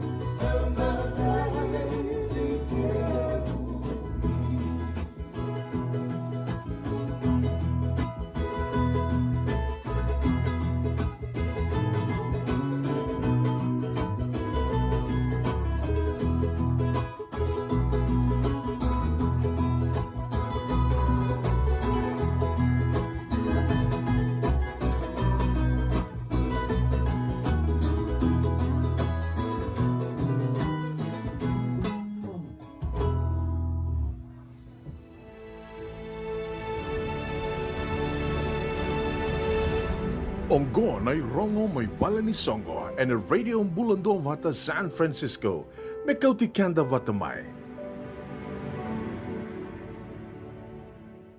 Vidanga na tukutuku ya adorati kumai na nonde wasininga na ni rongo mai bala ni Songo and na kabi binaka ni tu siti nda indai ka rusanga vulukan dua ni singa ni vula November matai tukunga ni tukutuku ngo membaleta tukunga dona vi sureti raramba tiko membaleta na singa ni membaleta tiko na Christmas party, dona Christmas party erto na vakaidora tiko na tambana vakaviti ni LDS SF Second Fijian Branch na vakaidora tiko na Christmas party ngo ka ni sureti kede tu kina. And na tomba levo ngo San Francisco ke na vivo no vole kata ni ngole mai na vakaidora tiko na Christmas party ngo na vakarawai ni karua ni singa ni volo December. Teko tiko na kana na Songo mai na 5 na kaloko na kavi ke na tini na kaloko and Nambongi, na vakaidura tiko na rua va 5 Ludman Lane, ko na vani lotu ni LDS, na rua va 5 Ludman Lane, Millbrae, California. Bitiko ya ni na tikinduango and na nonda vata na radio bulandua vata. Tukutuku kataraba membaleta tiko nga na nonrito dua na muani madhango erto baka nga takasarti nga vakavinaka na korni bulingo sa ni songo ni buli oti mai na St. Joseph Secondary School. St. Joseph Secondary School erto baka nga takatiko na muani madhaw ang na December na ikarusa na katini kali ni basotiaw December na ikatini ka ono ni singa December na ikatini ka ono ni singa na vakaidhoritik na indua na ndanisi vakatokaitiko na Winter Rendezvous vakaidhoritiko and Trade Winds so kilanyo ni sana kilakide tiko na vanoitiko kina na Trade Winds $2.5 tiko na iduruduru $2.5 na iduruduru tukutuku mataila lai membaleta na ndanisi ngo kina sasanga ngo ninge betartarayani kina taliboni vitu saiba vitu walu ono 5 na nibasotiao vitu saiba vitu walu ono vitu 5 saiba rua ba. Go membaleta tiko nga na nonrito sasanga tiko merto weito koni na songo ni bulioti ni St. Joseph Secondary School weito koni tiko ken sasanga verto ni songo ni bulioti may viti membaleta na ken baka bebakatora dakitaki e korni buli yo yana ka tini ka ono ni singa ni buloti December na vakaidori talitik nga en dua talitik nga na nonrito songo se na nonrito ndanisi ngo na vakaidori tiko en katini ka 5 ni singa kena balbale awatu ko nitukan indona moni madha ngo nonrito moni madha sartiko nga na songo ni bulioti na St. Joseph Secondary School en vakarombuka na katini ka 5 ni singa en vakaidori talitik nga kina indona ndanisi ngo $5 tiko $1 na iduruduru best dressed male and non na idobi tiko ruanan rau $5 and best dressed female ruanan rau $5 talitungan $1. Yes, andon na idobi binako ya. Go en baka iduri talitiko nga en bangarato ngo na puno tiko kina na address ona kay bakandi takayani ya o sa tuku na rato kamandangani na tiki ni singa na bakaidur tiki no yana ka tin ka 5 ni singa Blue Holiday Mingle Friday the 15th wambota na kia ni tuku mataila lai ni basotiawe bakaidur talitunga na Old Redwood Highway 8201 Old Redwood Highway Kotati o wambota ngo talanga na Trade Winds vakarumbu kongo vakarawai kon dua taleano rito songo ni bulioti $5 na idurdurungo na tikite ninge vetartarani na talibo ni diwa 2 vitu 5 walu rua ono walu vitu 5 se vitu saiba vitu ono 5 rua walu tolu 5 kerona mai vetal no talitik ngani otina ena ono na kaloko na bukutik nga ni nonrito sasanga na bulioti na St. Joseph Secondary School kero na may vital notiko yani ke Mrs. Vasiti Mbalin Roka na ono na kaloko na may baka matata takatiko na ko na veka soerto sasanga tiko kina na nonrito itubo tiko na isongo ni bulioti na St. Joseph Secondary School ninge sema tinga mai o na ono na kaloko o tio tinga ni tukutuko ya dorotiko mai na kabe ni tu city and dai membaleta talitunga ndo talanga nanda nisi Losa USA Winter Ball Losa USA Winter Ball na vakaidoritiko na Disemba na ikarusang buluka tolu ni singa. Disemba na ikarusang buluka tolu ni singa yanga na kayado mai wala itongo more details to follow, save the date. Unitaka nina wako mai na kena itukutuku matela lai baleta na ngonongo ese biutok nga mengo na save the date na Disemba na ikarusang buluka tolu ni singa na Losa USA Winter Ball. More details will follow. Kena itukutuku matela lai ni sema tiku nga mai kena Radio Bulandua Vata San Francisco me kauti kanta vata tiku mai. Sevenga na vano ni sema tiku mai kina ne kavini kua mani songo dhava ndo sama imbudina tiko. Se ondo sengai vital no takatiko mena tau ya bindo na songo na buku ni sasanga mbeka itu baleta ninda kilana nonda itobo kendo ya na sole baki me sasanga takindo na ka semani dava ngana nomdo sasanga nomdo ituba au nuitaka ni na tiki-tiko ni nomdo sasanga nomdo ituba na kena mai kadhiva kiani na Radio Bulandua Vata me wakani sanga nindo na kai sumikina ni wako tanga mai na nomdo itukutuku Ronnie biu mai na Messenger ngoni salavi nakan duan mena biu mai na Messenger na Radio Bulandua Vata se rau telangani ni wako tame viau una buninda kua se vei pedeli na novo se vei tali mata kimbau na Messenger na Facebook Messenger mena mai kadhiva kitiko yani na de wasininga ona vata na vea kavini moni tike na wakarombuka na irongo mai walni songo.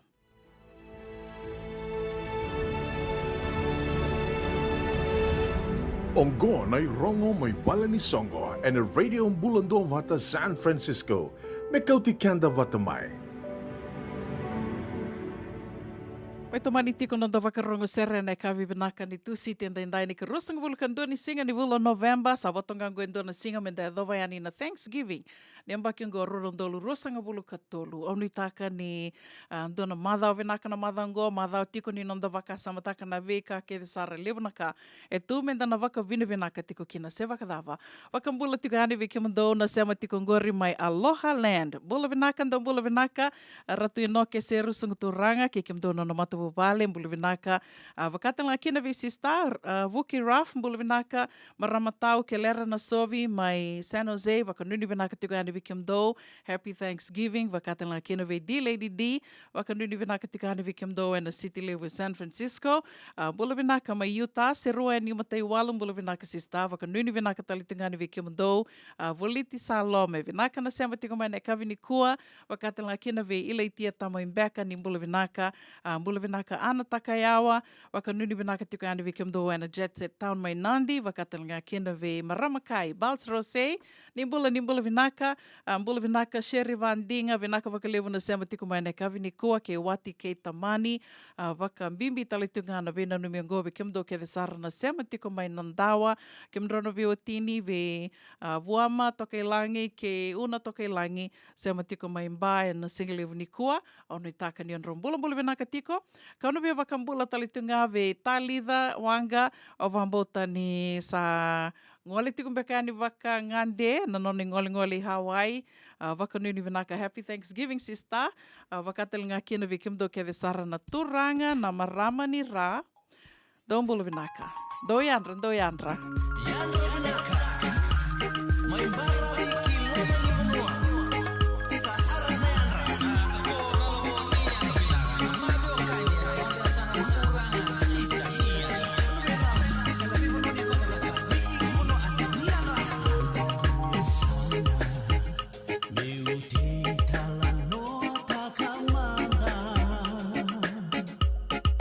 Vanuatu toka kaki lai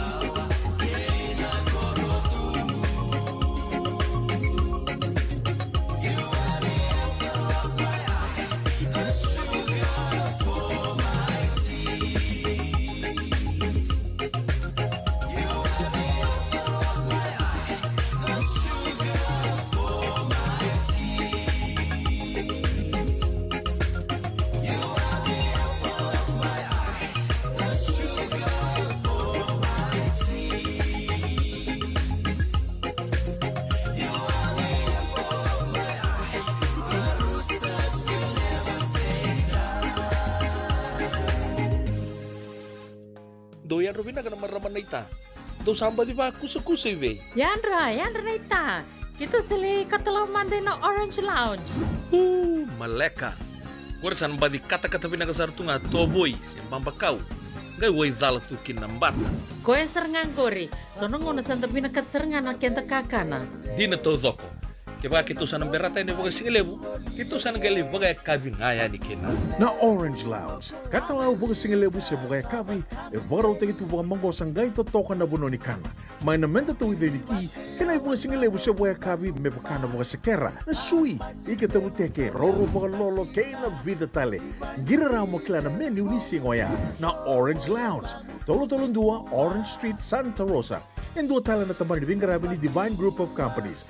Dola mena wala kaloka na mataka, kina wala kaloka anambongi moniti kina singatambo. Na Orange Lounge, tolo-tolong dua Orange Street, Santa Rosa. Kasar nga. Paniray da tokongo na kenay-ray-ray. Dua nga na rukuni buni kau. Dua beiran ng tingit taki. Reverend Aminio Balen Rock. Tama kamay na nung programo baka madawa na toso ni ngauna. And vingarabi ni City Veni Raturla. Singa buglulu ni Simona Bayan na tinamniti may kiamo ni Amerika. Singa lutulevo ni Simona tinikantua na tininamaniti may kiamo ni Maiviti. And veto koni ni Divine Group of Companies. Maolimat kay na San Bruno Cavaba. Namaka and a radio buladong bata San Francisco met Kauti Kanda Bataman. JJ's Food Shack. Etigo kaya kina nakakana mga bitki may bakana kokonda. Lobong, benga ni ngay kanido ito na bundi ng dalos at tabiok. Nakakana po mga langi may bakana steak makayalo ka kina coleslaw. Woo-wee! Nakarito sa wada badina na kanikanakana.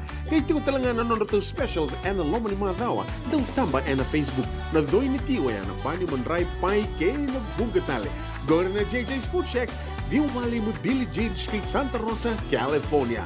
Karo talagang rito dili mo yang may Santa Rosa, may yato saray ni Kinavato. Girit-rito sana kina Vitu Saiba Vitu, Tolo Dio Tolo, Dundu Limon, JJ's Food Shack, Santa Rosa, California. Nungu chisu, nungu banua. Dorongote na bima manyono kina Vitu, ene kabuni bugululu, we kemudawe California. Wema mani ruane kabi kina Tolu, ene singalewu ni lotilewu, we kemudawe Viti. Ewarotaka na New Methodist Christian Fellowship, USA. Rongwandi na Radio Bulando Vata San Francisco, me Kauti Kenda Vatamai. Ay, kemundo bakando tunga may biti. Sa baka matalaw na naman daw ko bati. Sa lemo na kemundo tinika na tinimbulu makaw ng bisikete na rewa bata. Red cow, whoopoo! Dasa ko si masarangan na ikatungo. Gamay tutala na kenurnibono kenambele. Pai, correct. Daw boleh may be. Oi, do sing tingin ni kila. Kita boleh nga may na maulimat. Toko nga ko Santa Rosa. May be? Na maulimat, wele. Daw ko na nonda business ng ngonit daw kay Amerika. Daw ko sa may. Daw may volleyball na maulimat. 4525 Montgomery Drive, Suite 2 and 3, Santa Rosa, California.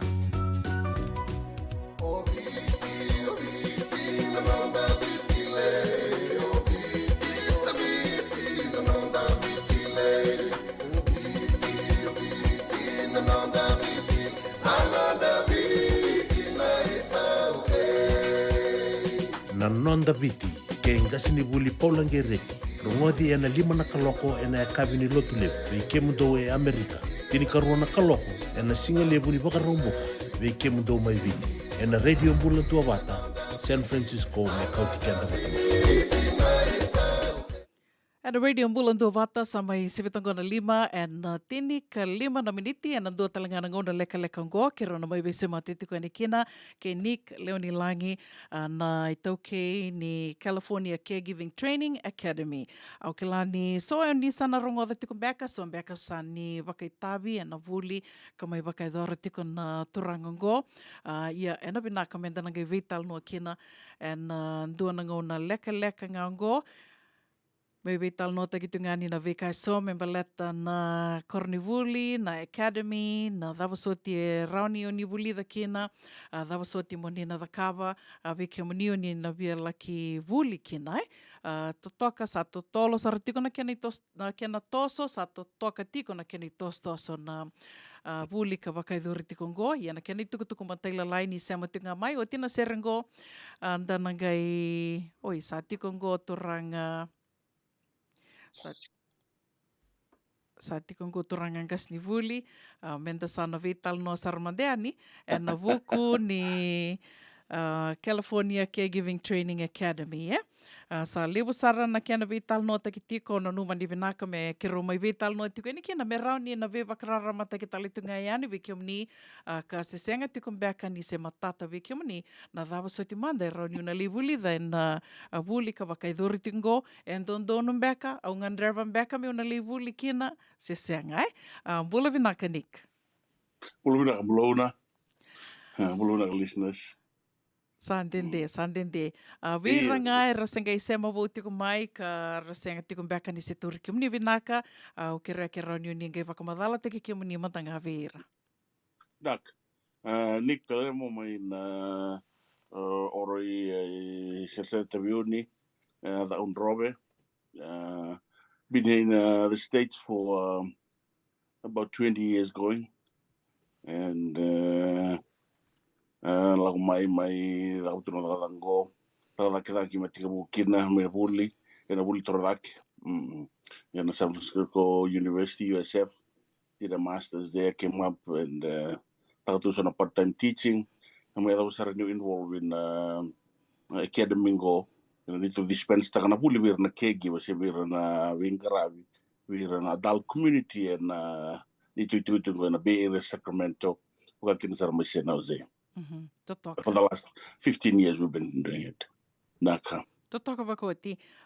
Nick, na kinambal-mbali, o ira pakai tabi na vulingo, na raunga ni binga rabinga i California, se rau talangani na laki bakanga takana Steve Kitingo i na Bay State taliso. Yeah, don't target on Goro. That's actually what we can do.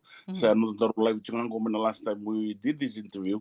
There was avatar on Marshall Islands, Australia, New Zealand, messenger to me over messenger. But to be na Kaya Vagata, California, and a Bully Vagata, California, in the state of California. And we giving certificates and the curriculum that we dispense to them and the training pertaining only to the state of California.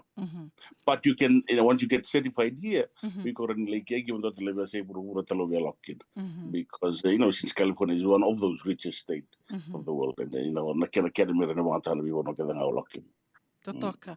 Au biato mananga na kau di wakarita ka mengorinik nindo tukuni tu California ke bakai ko sa buli o sa rawata nindo na kai California e sa na kau alenga na vi kau le baka oli sa sangataka na vi state taliso sen vi matani tu taliso eroniko na baleta ni na titombu ke na ramba ilevu ni veka enda buli de California. Do ngana kena wakarita ki ngo Nick kau wakambota ni na toto wata talanga kena na kamata vira erna via buli nasi vaya na state certification sena federal. Yo via wakatoto wata ngango na kamande na insurance na ke sa baka leseni sa me da kama no leseni ni as an insurance agent in California ni onge la ko tale monge lesa sanga baka leseni tale nando tale na state o sa senga ningan dreva mo linda beda na vitorungia iko sana somanga o sana somanga merani ko lai daka se baka ngataka na no mo leseni ke nando tale na state na ka e totoka tu ke na bulango i California ke na veka anda mai sa sanga taka tu i California. Nick, na bukunranga kara senga ni rongoda na nondaru vitala noa, nondaru matei ni vitala noa, au ke rea ke rauni ni waka madala takamanda, ni tala no takamanda, e atoi apu pakadava na California Caregiving Training Academy, atoi apu pakadava ni na dava saramanda na nomu ni waka nanu ka ni sama i waka itavitu kina na kena didivaki na kornivulingo. Na ka rosarana tu ne free rosarana mikira tika bukina. Rona marama mai Sacramento ro tika buru chukina ni to edo fusu chukina Dixon mai bola ke Sacramento. We anto tika bu mai Sacramento ke to su mai Dixon. Itu edo fusu tika ki to little to ki tongarabuti. Like Domingo. So ngela mai and then I came and joined after I did my masters in 2010. No, 8, 9 no remember kia. Ngame duru tau. And ngano da kabot kira na buling ko sa man interest sa kin. I applied to them and I joined them because they needed to expand the so may join to me da buting mingo. Kita dispense ta na buling ko na curriculum is right from the state of California, state mandated training. So ko dun tika na buli ke embalatanga na certification ke ko tarong chuma outside or even overseas pero na kauni buli da may wage may total na bro rin total sa ngai ke but that you gonna allow you gonna rights in the workers compensation and things like that we learn ko to ba tabuli chiko we do sira man we no taleso so ngai mandate ngono ko kailangan men don allow tal ko na February nga sa ko that every in-home care service that we provide has to be mandated by the state ko na maternity state you know HCA annual renewal on a home care aid. So now we become more than caregiver, but we're certified as home care aides. So it gives it a professional thing to our caregiving name. Ya, tamat itu dok me bakal tak me. Anto na Steve kita go number no tak lo mani bal vingaran. Lagu na February. So kita ko sa meron chuk mandangan ni Steve kita ki you watch that for. We're na nurse ra ko wang go visit take care of the patient. Every Wednesday our nurses visit, we're PT na OTs. We don't go there now they're coming because they're representing the state. We're telling her tarong chuk have you been certified right la tarong ya. Yung guys living to so samba itinam living to so all each other without any training, without any certification, you have to be certified. Rather allowable. Kaya siya ng tunutun ng tago. Even in now, they want till up now. Kaya ko apply takan to na job ni caregiver, whether you're from the agency or an independent or a private, because it's more registered in the California whole database of caregiving, right? Kung registered sa website, so you get $35. Ang matakit mo sa registered, meron sila ng PIN number indicating that you are a caregiver in California, and when you are registered there, have to be certified, you have to be trained.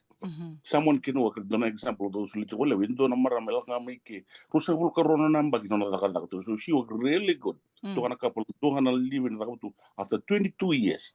So she must have had very good experience. Na ilang kino rono nang gasiro ruwa. Lako talo ko to sa giri agreement na family me like the next job. On the other kina interview next job porto tuna. We love your experience. I've been not going to you work 22 years. We can give you this job. But have you had any training, any formal training or certificates? Unfortunately, I don't have any training. So I've been training, and they said my name. And the very next Saturday, she was there at my doorstep, trying to earn a certificate. That job was waiting for her. She walked right back into it. So without any certification, we don't add value to us. We've got good experience, but without any formal training and very kind of marketability value, instead of you promoting it on your own, right? Through your experience alone won't count these days. You have to have that piece of paper. Totoka bakoti.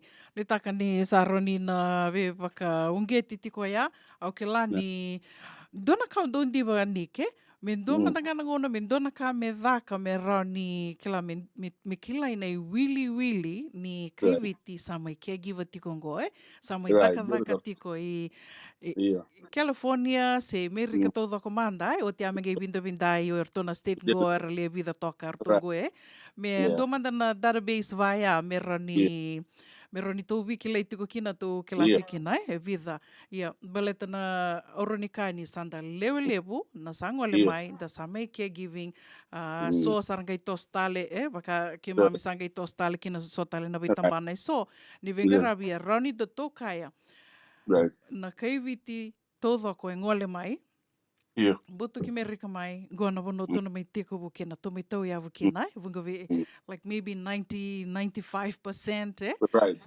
we can dan ito ke nda ngole mai da mai tau ya bu ba caregiving and it's something we've got to do a study like that. No database. I keep the database of people who gone through our academy. We also educate tago certified tago wale limanan raw. Nang ni victim na caregiving case. I will have to hit tago dun. But sala to kango. Not training allowed to go. We do module 1 and then we go to module 2. You see the same face of module 1 coming on to module 2, going on to module 3. See, and I kept a whole database with them in my computer, and I just keep tab of them. Don't database. Got you on a messenger group. You see their names. people that you keep adding on there because they have been certified. And when they go, and we back them up, when give away the messenger, we do it. Now, when we relieve, like messenger, because I've got so many names. And the database that I can ask, I don't know jobs, that you can fill up a living wire. So the agency don't tell me where. Keep a database of people who are trained or trained to a group of relievers. Especially those 2 days. So I have a database of relievers. Of certified relievers only. Kaya kung job messenger kami yo, o pita o na sulingan ko na tama tako sa train the kids. See, in that way, half your job is already done. You don't have to teach them around. O sa train ta chunga into a group of relievers. No we banat no relievers messenger kami. O place the and the has already been done all the legalities, all the certification, all the training to undergo your relieving work. Totoka ba ko timbalatian do na kanrenre nando bangara relieve ai. Iyo, wangara reliva o tia elevo ersando riba bita kamantanga na sulian non radakadaka satu na ngangandre meradengo. Sona kai lakumai sona kai ngandre merangole kina iyo sando dina saranga. Sando ndre mantanga na non rambuta na non radakadaka baleta ni ando que ni sauto nga mai nindo ko na off man mai la ko man mai ando que ni sauto nga mai sa sarana reliva ya dua ya que ni karua senga usa riba bita ka saranga mi ko total me indo ikena no ka ya dona ka oroni ka nik ni erani do nuinde ke baka mendu ela ko yani me sa vitar tarani vat ke muni sa ambiu mai dona reliva ni reliva ya sana baka tawuli tal tinga se sala ko tiko no vitar no mai na academy go le reliva nga kila etiko na non devindo kai that you are not going to steal their job Absolutely. But ya ando talanga na lenga libu I have to begin to weekend having put a job, and it's right. A lot of people do that. That's from me tarong of na ona nika. Ausage device taka te ruona kan bimbi, but the into and put a job where you feel at home while you can go on your breaks. We need people to go on their breaks for gonna allow bungos habang sing and living. And some people still doing it for 5, 6, 7 days, 8 days. Go sabang sing. Right? You could really work with an agency go. Actually, we go bang sing. Ilundo lim to sing go sa non rovina ka tamoda mo break tulo sing mo break kenang bimbi na bimbi ni non ka mo break and that's sa tungo ni break mo sa kila we're going to lose our job, right? When we come back people might steal our job, right? And dona sal gitu sa kiti wais by contracting them, right? Kito ngon module 1 kena tarang sa bulis kito module 1 we have a program in there called defining a contract for your work, trying to do a contract. The contract ko may bango. Yung sa hitangan doon na job mo, o iko pati kim boss unro sen tak sa room contract, right? So the bango, Mr. Ken Doty, Mrs. Mr. Jones, I always call all have clients. Yung unro sen tangan na contract, o iko client wat kinro data, client signature, caregiver signature, ilong unro data. It becomes a legal binding contract on number. You say hit na job voya. Pero kapag ka ng agency, na agency wants to place you there. Pero na you can fill ta na form to register or sign ka kay biju ka. But there is a chun rabin jinjin na chun robot na client. But kaya ko ka don't do which is a lot of us. Ka independent to or private contractors. There are private. And I teach them how to do a little 1-page contract. Pero kay senta so it does not. Ningon ito tawago, let's say, because ang girmay po bago, hindi ko may relieve na parway tapos kolokan. Yung lakan yung nagitaring gas sir after 1 day or taring gas. Pwede ko sumchuko una. Tuno gas $200. Okay, banko guys, why don't you kick una off and just give me 150? Mevaya. They love to save money. They love to pay less. Bila ko no iko na singa money to no to una take a bill can and go. We're gonna give banko una. Why? Because I'm paying it too much. I'm gonna pay only $150. See? You're gonna sing that into na because your hands are tied in that way, right? You didn't sign a contract in the but now once they sign a contract na banko kasi no, I can't fire una because una na we sign a contract. I can say umengo, right? Kaya welito sa sumba sin raw sada at ito na contract ng provider di ba kun puta ko ng job so tali tak sa research divide ta and explain it to them what they go through in module 1 yando saranga na bimbi baleta ni hiyo lenga levo ito ba kilatiko na kenda to malio right na ito ke ito sa mida kada katikon ko to taka ba ko ti vida na module andor tara sarmandeani na bikae vulidi na academy nik Well, we through your module to dispense the module 1, which is the HCA home care aid annual renewal every year. So na module kedengo era renew take na biambaki mo baka Kung ano buo matay tagatiko. kung ano module 1. Na Oi. HCA is called the HCA annual renewal. Kembali renew tagi every year. Taran ko na November, taran November talamia. So the same phone renew tagi. Me 1 year na kira annual renewal. Na module 2 and 3 renew every 4 years. Oi. Toro pala buto kana content biro 30 hours in the 15 to 15. It's 30 hours training all together mo tara. There's a na module 2 certificate na module it's called the professional training and certification. You become more professional, inclined towards your CNA, towards na pulta lo gebele tara ni chia. Especially module 3 which a lot of memory care and Alzheimer's and dementia and around care go kito lao chiko. Practical to go kito na ko lots of practical dore to kini tabel do kito na chiko. Hoyle leaf, all kinds of transfer. Or Titi, we were just training. Nick, do you implement it in your training? Titi was just asking me the question a couple of days. I said, you kito all over Tasarawana itam. Na Hoyle leaf, na manual transfer, na gate belt transfer, sliding board transfer, commode, wheelchair, all kinds of transfers. May number that was such. Na lorry, at vehicle transfer, how to put your client in, all that. Kaya Tasarawana can exercise. That covers module 2. Tasarawana Vasa Sanga, CPR, basic CPR, pulmonary resuscitation. And that would be the Boy Scout, the Girl Guides, the CPR, and then after Navasa fixing quick, easy fix meals for seniors. So go to Nobo Tribune, Nico Nabasa Carito, and go to Kim, she came gas. And then I gave you a canyata langongasi. And then Okuno Nabasa, you was in Carito, Sakat to Mongas. Jim, you cooking curry to certain Jim, yes. You want to Sakadi, you know, get rocket televo Jim, like Kamakina Tangas, Turutali Limbula. But then no, you go to the woman in gas. Balatan sini kan kakan so the quick exhibit or what will do 3 or have a meal spirit tali tan sakar they sample it and then we go through it and module 2 and module 3 is more memory care kasarana 95% of all our senior clients will go up to it to have a memory, some sort of a memory malfunction in the twilight days 80s 90s I'm talking about 80s 90s 100 people cognitive to the study of module 3 the in-depth studies and dementias and Alzheimer's, plus memory care. And then we have a round table. At Flange, we have a round table caregiver support group. Like a AA meeting. Like a AA meeting. We're not drug and alcoholic anonymous. It's just like it. So we sit around, but we call this a caregiver support group. You can tell no taxaramen and then the room when a movie individual work, and then we find a solution. We talk about the solution. We even cried together. We talk about it. Caregiver. We should not tell boyfriend, we know girlfriend, we were team. The support group, it's a close care. Everything that happens in here ends in here. So to work a solution. So I'm putting on the job. So I'm long time. That was such. So na kanda. That was such. So we work. That was such. Kapita kita with a close group. It's a support group for caregivers. We are free to talk about anything. But the kaya do kiki katu solve tagi ya do ngai kisi that goes up. And they love way to module 3. So that is basically what our module stands for. Totoka bakoti. Kena bali ni ke kain due sa duru anime teko buena module 1.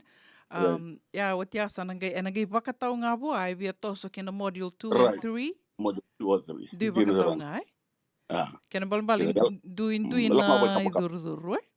Orang na matenga 120, orang na rua tu lumbal teri level in-depth study 15 hours, sa 150 euro 150 each. Rua.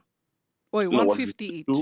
150 each, Module 2 and module 3. Senga ni kay naksar merto vitaravi na nona tora na module. Lewo vitaravi round. If I'm doing module 1 this week, module 2 next week, module 3 archala ko tromo ave bodo. So we ro ano charla ko mantal ala betersali libit. Ason rejo ocer top dorang owner ke nik ngono top tele module 2 rage taro mai. Ngono bato chuka ngono refreaking. Rage me join. Rage chuka we nano announcement. Ngono sudah bolwer la ko. Yemo la ko nga ba kambaka blocks. Totoka bakawoti ni bakarona te mengori be Nick Leoni Langi and buku ni Buli kasama i bakaiduri tiko na korni Buli na California Caregiving Training Academy samai ambaki tini bakadadai na kena didi tikongo tini kalima na kena didi tikongo beke mni ni na Oni aloma tar takatu oni taka ni sana matata veke mani na dava soti rauni oni na bulida and na moni na laki buli na korni buli ongo and do bakai duringa na bisinga bakaroa ini ke? Iyo, sure. Bakaroa nga Kina bali rabi tartarangani batike kemani ke baka enda sabia buli. Besin jangan mai yongor, una ke bukta kan na landa. Mana ke salah seram ikut. Aku zara. Anybody who's above 18 years old, lalu mai bicara ni grup. Baka daba tiko na pepa se senga. You're gonna be able to say, "Bakitin kawalu nga makadi duru nga just be over 18, so you understand what I'm talking. You know what I'm sharing." I will always ask that question. Na ve kalilevu na ve kalalai enda mai dakava tungo okay la ni so na era tu ngara riba bitu na toso era mai tu re tu. Baleta ni se senga tiko na pepa ia au ni takatelengani sana beba kandita ki tiko yana ni rovital noa ene kabini ko tiko na pepa se senga e rawa ngani ndo na no certificate na buku ni buliongo ia ni ke wotinga na buli bango na kamanda module 1 sa sartu certificate saranga Iya, kalau tinggal na buli sa mamang ni wala matakalilay kina ya tinggal mamang dua si rua. Ke balam sa datang na rua. Matanga kina rua include kina ngunti kina ni break tea break around 10:30 macam was ngale at 1. But mentana no mutiko na belat ni kau ikut to baka kai to dito na pep si na pep. Wait tigo mantanga na no mu trade na no certificates. Belat lo interview one private jobs endo naka. Yo sa register tu wana tada business California you become legally A1. A caregiver can cross a kitchen certificate. Oira, the Lord want a family. All they care, they don't ask you whether you have papers or not, right? Once you come to the light, no longer want to bully and get taken olum, but in Tandoli one on a rara. Yes, is what we Fijians do put together. We are oppressed in the darkness of what we shed in our own head. Kaya kaya lakomin na rara mo na bully na rara mo tagi. Ono gero keso na di degree lalai ni kan don tumo sa tur kila na taro si sumiro tu. Pero kami kano kemo tarang kami to dalay. And we got people experience we talk about. I'm talking about people that have been in the job for 10, 15 years. Sino don rapep. But nalala ko tamay I learn I think too from the experiences when they share, which contributes to the learning and studying of everybody else. To talk about ko. Adult learning I like. Indona ka tu ndo malu tiki na nik na do le taro tiko na banu ai seng ni ndo mi to taro kina se bu ai tua ka seng tiko ni se kila nandina to doko o te atongele vi muriti ko bakana matamboko nga ve liu takitiko ve erto no matamboko ana ka bibi kina me to no bakasangara na tukutuku na ve bakarara mataki ana kena banua dondonu na banua kilani ni rauni na soli kina vi ko na tukutuku ka senga ni ona kila ni na bakatamba kindua kina ndua na tiki na zindo na yasana na kena soli mai ni tukutuku ana ka to toka tiko kina na tosto sangona vi tala nongo ninge ve tartareani vatike nika ko yana wotinga na buli sa turtaranga no certificate ana vida na mother sa tinike to amei ve talnoa kina ndua na lawyer and Asian Law Caucus mai na goina dona campaigner to bakaidor na Ethnic Media Services ngai vakatamba kindua sarangana nito ve talno membalata na caregiving ko bia bakandi takatalangani ke o bia wasia talangayani na dona kai wasia ko o vaka pepa se senga na dondonu na nomu dondonu vaka caregiver toto vata keve regardless Naka the thing is, le weekend the bango no ya me bango tiko especially when this in wape. Ye menda kila mate menda ka ko sin wape. We ko mokila na county tiko kina, right? The mondo to wali this is the first thing I asked them. Okila kila menda na county tiko for be regi. I mean Sacramento county. Se ko Sonoma go. Ko na the county tiko Santaros. Kadra tiko na Sonoma county. So na Sonoma county ko govern taki kenda tiko. Ngai mo na state of California. Ko mata ko regi ko. Ke dona leng ya to mikali na state of Tarosa so mi vale so motoka bisa become a legal resident of Sonoma County, you know, not a legal of Santa Rosa, because your city can change of Sonoma because it's a county, it's a governing county, right? So you become a legal resident of Sonoma County. Now, allow it in no pull, 6 months. Now, no tweak sa apply ki the week or na allow people in Sonoma County. So now welfare, you can look o mabona eva muy kor apply takar county welfare right so lebih kona lau ira so lewa rasa tu nikla but there's sempre nila ko na buliwa ko mer tar dola ki do bon see this is because we studied through the county ke mursra men federal backing right so na so no county ka involved kripi how tinga ki on polo nom tiki you become ko sa ke bono ko sartu sa ke so no makam dik sa so mi bala bimbi no sa so mi bala so talwod ka talo ki na DMV they need for you to be having a bill sa so bill jiko klaba na kanong talwod ba na kanong bank account iko sa chiko do bono sa pay rent pero kila no sa kay bono proof of address eh ele sinikila si tu we can dar koko we have the right to apply ki sa no job o no job ko ke ki no job ko me baga na covid ki sinikila ki mo ki mo apply tak tu na covid welfare no ki msi takata ki na ni covid basa o chiki ki msa ambagi se tu ki si so iko na apply tak na kana welfare di counting go you qualify for it after 6 months na Totoka. Vina kun. Onu ita kanisa na matata tiko ya le usar na kaironi na vital no takitiko and vital no ne kabini kua sa tombo ki kenda rokos tiko ngona nik sotal na kani be wasea Iyo limu tu nakai no nakai lakukan ngona ina limu na taro minta tongai bakari ita pabida kabak dia dom tak ko bina kai na tada base mata ngau sa keep in tech tak so tiba kai suna agency apa rong cuma if you need trained relievers we have relievers especially da tong bangon salle me bangon season ni bule ngono tun cikon dono ko kai ni ko asibe na komen ko na bule ngono you need people mo trust tak meli relieve ko ningin dono pita ni ke sa so tagi ko da na mata na kirun daro musa so bro bidri ke daro boy sa sin dona mara musa trick ko so you can go with the heart that when you go like party le ngono le mai execute ng nom job to kango sa kla na contract na mainly na contract ko mo sen na contract but na safeguard ta na nom dagala ko lang we ba Roberto da vina ka seng wala nito sa vakila tingko na bule mbata na bule ngono talenga me ba karita kiti ko ningo do tal na taro nike berni bedava no dorvital no kila eso era daka tiko era na dhambeka na nomdo rai na dhambeka era ni daka baleten yu kilaya indo na lenga leu talitu nga kan do tal nga na kai ado era ni na baka alo lele tak na tomata do tal na kai ro ni kota mai na veleti na vedadati nindo e daka tiko kama dia sa daka tiko ik sa tur tiko iko e tol nan rauli masanga bulu so mi tiko kina o tia sangi bangrama indo na muriliva sa maku to ko me mai beso so mi taki o i kunge so mi ko nga e ro nan dollars indo nan rauli masanga you're not paying them the full amount ko iko so mi kino iko na lo mani rosanga bulu ka baneo e dam be ka ro ni to daka bekia e ado ko le borna ko ngoro ko de tu bi kam na usa bi na katara ko e rusa na isu ko de la usa me bi ngon ke ngani wuli o sa gitu ni to renta sanga that's why we are training this group of relievers ni matai ni kan ni ngai la ko ni e un ko na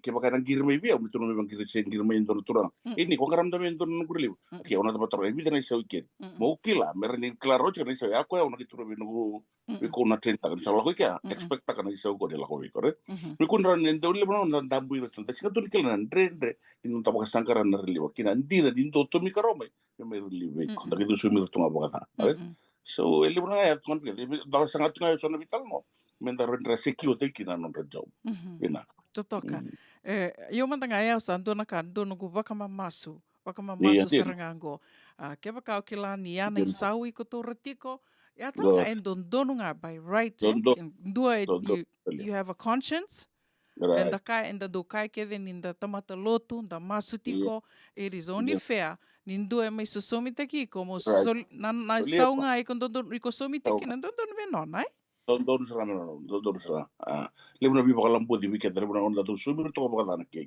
na relievers men dar mucho ko bina katara ding so you got to train somebody you got to trust somebody that they'll be doing the same work in you and keep your job security so bi ko bina what is so mo ko so mti Dina saranga.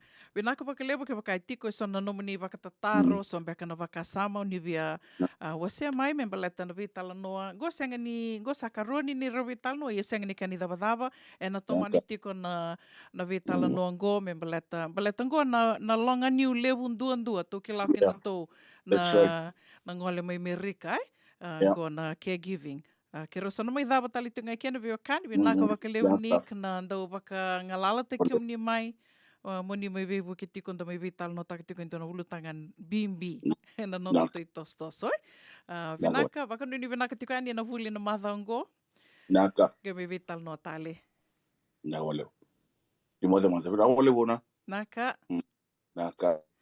Nik Leoni Langi na Radio Mbulando Vato ia mai beba karara matakitiko. Vi wakatabuli di tiko di wakatalitunga na California Caregiving Training Academy. Ke wakai tiko na nomini wakatataro, ningai vola mai, seo ni rauni na vola saranga bua.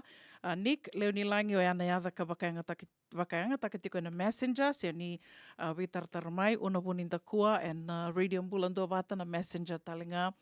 Ke wakai tiko e sona wakatataro, ni na vina kata mena mai somiani, rauni nangai somi talitukani. Me wakau tuko na tiko, senga ni mai dava ni veitala nongo, e na tomani tiko na veitala nongo, me baleta tiko na nonda mai venga ravi tiko, nonda mai vangara mbula, na nonda mai vili niu tiko, e na vanua livongo Amerika, ka wakarita ka tiko koe, ni lewu era santo wakatataru mai, e na vi matani tu taliso, na vei state taliso, me baleta tiko na vuli ka mai wakaidori tiko ngo. Sasi votongo e tini ka 5 miniti me ono na kaloko, e na Radio Mbulando Vata, nonde wasiningo na vata e na kavivena ka ni tu siti and then ne ka rusanga vulu kan dua ni singa, ni vulu November, do tale nonda vulangi, e na ngai kirona mai veital no tiko ani ana ono na kaloko, ni seama tiko ngā mai, kirona mai veital no tiko ani ki Mrs. Vasiti, mbalen roka. Matataka tiko mai ni songo ni Vulioti, ni St. Joseph Secondary School, e na vuku ni vekai so, e rato lalawa tiko kina, rato sasanga tiko kina, na vuku ni veva katoro taki mbeka, e wakaidori tiko mai na korni vuli na St. Joseph Secondary School, mai viti. Na sere katarabango na veva kambula tiko ani kina, ve serua e ni matei walu, ni mbula vinaka sista. Waka nui ni vinaka talitunga yani ve nik Leoni Langi vinaka wakalevu na ndovanga lala teki kiomani mai na ve tala noa ka rauni rabuki tiko kina na nonda. Wakatelanga kina ve kai nungu marama kai. Balts Rose, vinaka na sema tiko mai kai, vinaka wakalevu la sarusa tukana sute. Waka nui ni vinaka tiko ani ve kiomani na vanonga ni sema tiko mai kina na kavini kua. Waka mbula talitunga ani ve neila cheleta na wangaliva. Mbula vinaka tina isofa koro bula longa. Waka nui ni vinaka tiko ani ve kiomani na kavini kua. Mbula vinaka se misi nangase, tangi ke kimdrona ngone. Waka nui ni vinaka tiko ani ve kimdona matabu vale, ve kimdo talinga na Leoni Mbula Bay Volleyball Club. Nui taka ni ondo mbula vinaka ke tiko kena nomondo ndi matabu vale. Waka mbula talitunga ani ve chochi sili vinaka na sema tiko mai. Mbula vinaka Luisa, kumbu mbola waka nui ni vinaka tiko ani ve kiomani na kavini kua. Waka tala kina ve Dasha Hidden Blood. Mbula vinaka na ita. Mbula vinaka Mosi na Sivi. Vasiti Marawa vinaka wakalevu na sema tiko mai na kavini kua. Mbula vinaka Dan Bale. Waka nui ni vinaka tiko ani ve kimdo mai na Nausori Minibus Stand. Mai na Nausori Nraketi Route. Waka nui ni vinaka tiko ani ve kimdo. Waka tala kina ve Wate Temo. Vinaka wakalevu kimdo na sema tiko ngori mai na Metro Mix mai Nandi. Mbula vinaka Obi Wasailangi. Waka nui ni vinaka tiko ani ve kimdo mai Sacramento. Tau kei warani ni mbula vinaka sema sara tiko mai Alava Sasa. Mai Maduata, isa, ni mbula vinaka. Mbula vinaka ratu, isikeli tamba kaudoro, waka nui ni vinaka tiko ani ve kimundo. Apisai mbavandra, vinaka na sema tiko mai na kavini kua. Waka telanga kina ve sista. Mbula vinaka chiu, Butch, nui taka ni do mbula vinaka tiko mai vanua. Waka telanga kina ve laveti mbali suva.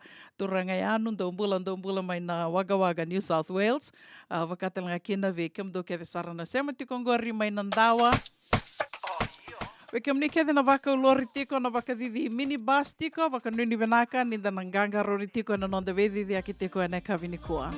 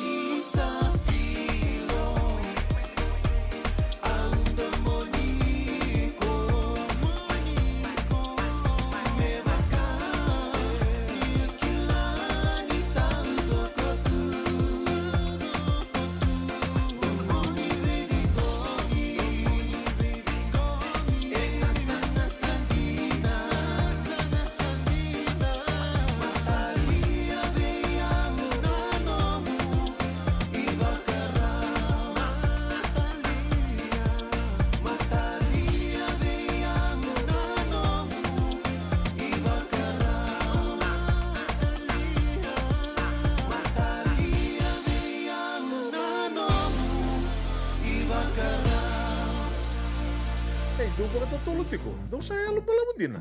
Sa permentangan to boli-boli, gaya hotel ito ni stoa. Tolako. Sing niya na sto ay wala katungang o maulimat. Ay binaka ni satu ket sangaki na nakatungan reba, may paleta na natutoy lalako. May binakasar nga. Boli-boli roti karibante ni kina. Daw to birito na bisi nga nakarimate ni, said means kaya na sausage roll. Gaya rito makuntal nga na bukas ang ilemo na bisi. Karatal mo na address? 4525 Montgomery Drive, Suite 2, Santa Rosa. Do ba ka raw chubega kina do na ni matubale, senong do boli-boli nga ba ka matawa. Wala to mada kina mauli mata. Esa tu kede kina na yaya ni kakana. Yaya ni ti kina bikala lai tale so, kanda un rendre na kunea. Kartu raw talang ni kota nom ni boli-boli ke ba ni tigo man na Marine se Sonoma County, kan rendre nom ni vila ba ki, bitar tarani kina napa ni taliboni, 125 saiba. Bitu tolu 5 bitu na kena itu matay lalai. Mauli mata, 2525 Montgomery Drive, Suite 2, Santa Rosa, California. Makasar na. Paniray na tokongo na kenay-ray-ray. Dua nga na rukuni po ni Kau. Dua bayran ng tingit taki. Reverend Aminio Balen Rock. Tama kamain na nung programo baka madawa na toso ni ngauna. Ano ba yung ngarabi ni City Veni Raturla? Singa buglulu ni Sibuna Bayan na tinamniti may kiamo ni Amerika. Singa lutulay ni Sibuna tinikantua na tinanamaniti may kiamo ni Maiviti. Ano ba ito koni ni Divine Group of Companies, maolimat kay na San Bruno Cavaba. Namaka and a radio buladong bata San Francisco mit kauti kanda bataman. Sengan din ni Karaw-rawan na daka-daka waka kekiba. Ia endona kainda wipu ke kabaka mamanta takatu na bengarabi. O ya ketu na kendo kakana. Laika na dalo na bisikete na reo bata na sunbells e tinimbulu Macau. We kendo to na senga tikunin driver se senga ni waka motoka kandau dren-dren na tutu beto seki. Erto satu wakaraw na Divine Pacific Food Mart may Sacramento merto taladayani na nung ni boli-boli. Rawa-rawa sara. Witar-tar ngayani na taliboni diwan 21 toluwa diwa ono saibarua merto bakarotaka katalada may nanong ni boli-boli ena kenagona totolo tuwa. Divine Pacific Food Mart, Biturua Diwawalu Franklin Boulevard, Sacramento, California. Namo di taliboni diwan 21 toluwa diwa ono saibarua. Ertong garap talangan ni kenalay baka sumburi ni nanomu yaya. May nanonderto stoa kinanomu mati ni katumba. Dan rembeka ng wala ni kibal ni lote na buko ni oso-oso pakadadaka. Sendrak-endrak kita beka na itos-tos nimbula, kuha nilenga sinui gawa-gawa. Nana magi-may kina programo warotaki, may veratao na New Methodist Christian Fellowship USA, nongu chisu, nongu banua. Ruwa na bima manione na kabini buko lulu bay Kemando e California, bima manindu na singilewu ni lotulewu bay Kemando e biti, and a radio bulando wata San Francisco. May kauti kanda wata mai. And a muna nga na naliwa ni nondong soso enda sa siyang sarangan ni kila na dapat menda baka talutaka buka singilu utaka siya baka kapitang ni kakuni lo malenga sa tipin dono munua eraw ni buka dingo ikimunyo waya na JJ's Food Shack, Santa Rosa, California. Na bay matanggali kaka na itibigina mebaka na karitua waraisi na logo palusami na buwaka na kaiwa soso ng dalo na toa na kukonda bay nga ni kinang gamure nakaka na buwa malang mebaka na steak gay bakay loka tabi okay kaya na coleslaw surua o tatni gay lago bata na kaya na pie ng bani kay na manray o yan na JJ's Food Shack, Santa Rosa, California. E rosarangan no direct message virto giring akin na bitu sa bitu tolo dio tolo doon limono se o nga wali sarang ali tumiko may nanomota e na dio maluma Billy Street o ya e Santa Rosa, California. E raw talang ani rito ulit dilibutakan na kemu katalo wasing lebo siya wanga kabi ya may Santa Rosa, Kinavato. JJ's Food Shack, Santa Rosa, California. Ana radio mbulando vata sa may botong ko iwana miniti me ono na kaloko ana kabi me naka ni tusi tenda indai ne karusang vulkan duni singa ni vulo November o vina katokong go induna singa menda do bayani na Thanksgiving ndongan kai ronin tapa kapin vena katiko kina ni tukoni enda pakela talitunga ni sanga soti ni saulevu na sauni mbeni sini me baka anda bakila na vida na mbaki sawoti ngona Thanksgiving levu no vela koyaki tukoni ni mataka na singa ka levundundu kina senda levundundu kina na vito soyake wili kina oira rabuka na ngabuka oira rabondo stimani banua kabakatel nga kina oira karnan reiva ena vivo no taliso ena mera laki ngandea waka matapu vale, sera laki sikobi rana nandra matapu vale. Ia kongonea da waka minaka ni senga soti ni sau levu na beni sini senga ni na tarambi sara me waka enda ndou ke latu e na ve ambaki sa oti. Ia wa mai wa seta litu ngayani en madhao sa oti ni ndoa ngana kai sana tosa dhake tiko waka bimbi tiko weketo e California o ia na isauni liva sana tosa dhake tiko na isauni liva tamani tosos, tamani tumbu. E tukuni tiko ni tolu sanga na pasente na kia na tumbu tiko kina na isauni liva.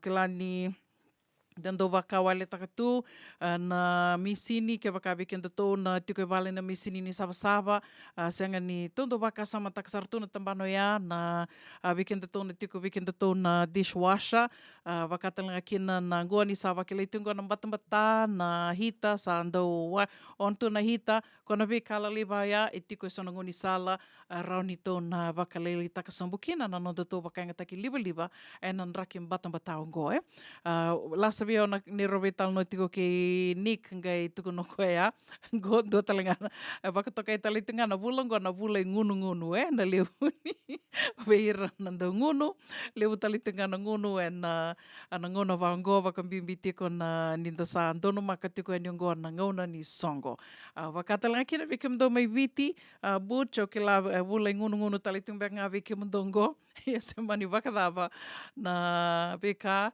endo navu tiko kina waka nui tiko ni tiki tiko ni nomundo i tuba na nomundo navu na radio mbulando vata San Francisco me kau te kanda vata tiko mai sa ona dono na kaloko ano be waka mbula tiko ani na sera kataravango ve butch mbula vinaka laveti mbali suba ndo mbula kim do kede sarna sema tiko mai ne kavini kua waka nui vinaka tiko ani na vuku ni waka rau kin Thanksgiving and bakungo rona ndolu ruasanga vulu katolu.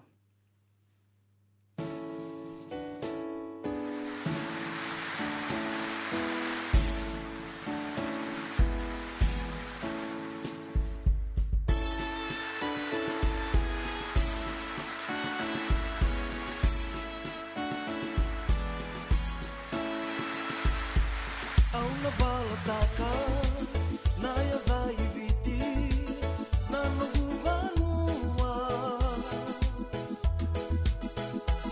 verara ningito buhani walu auna numa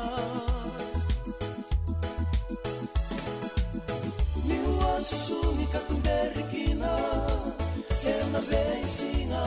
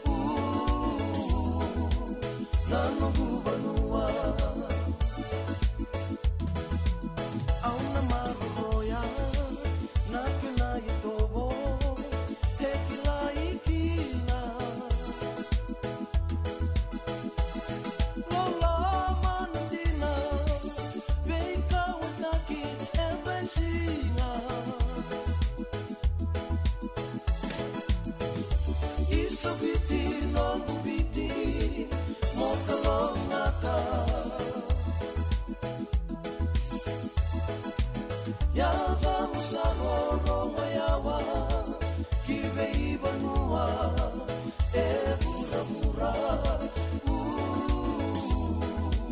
Nano banua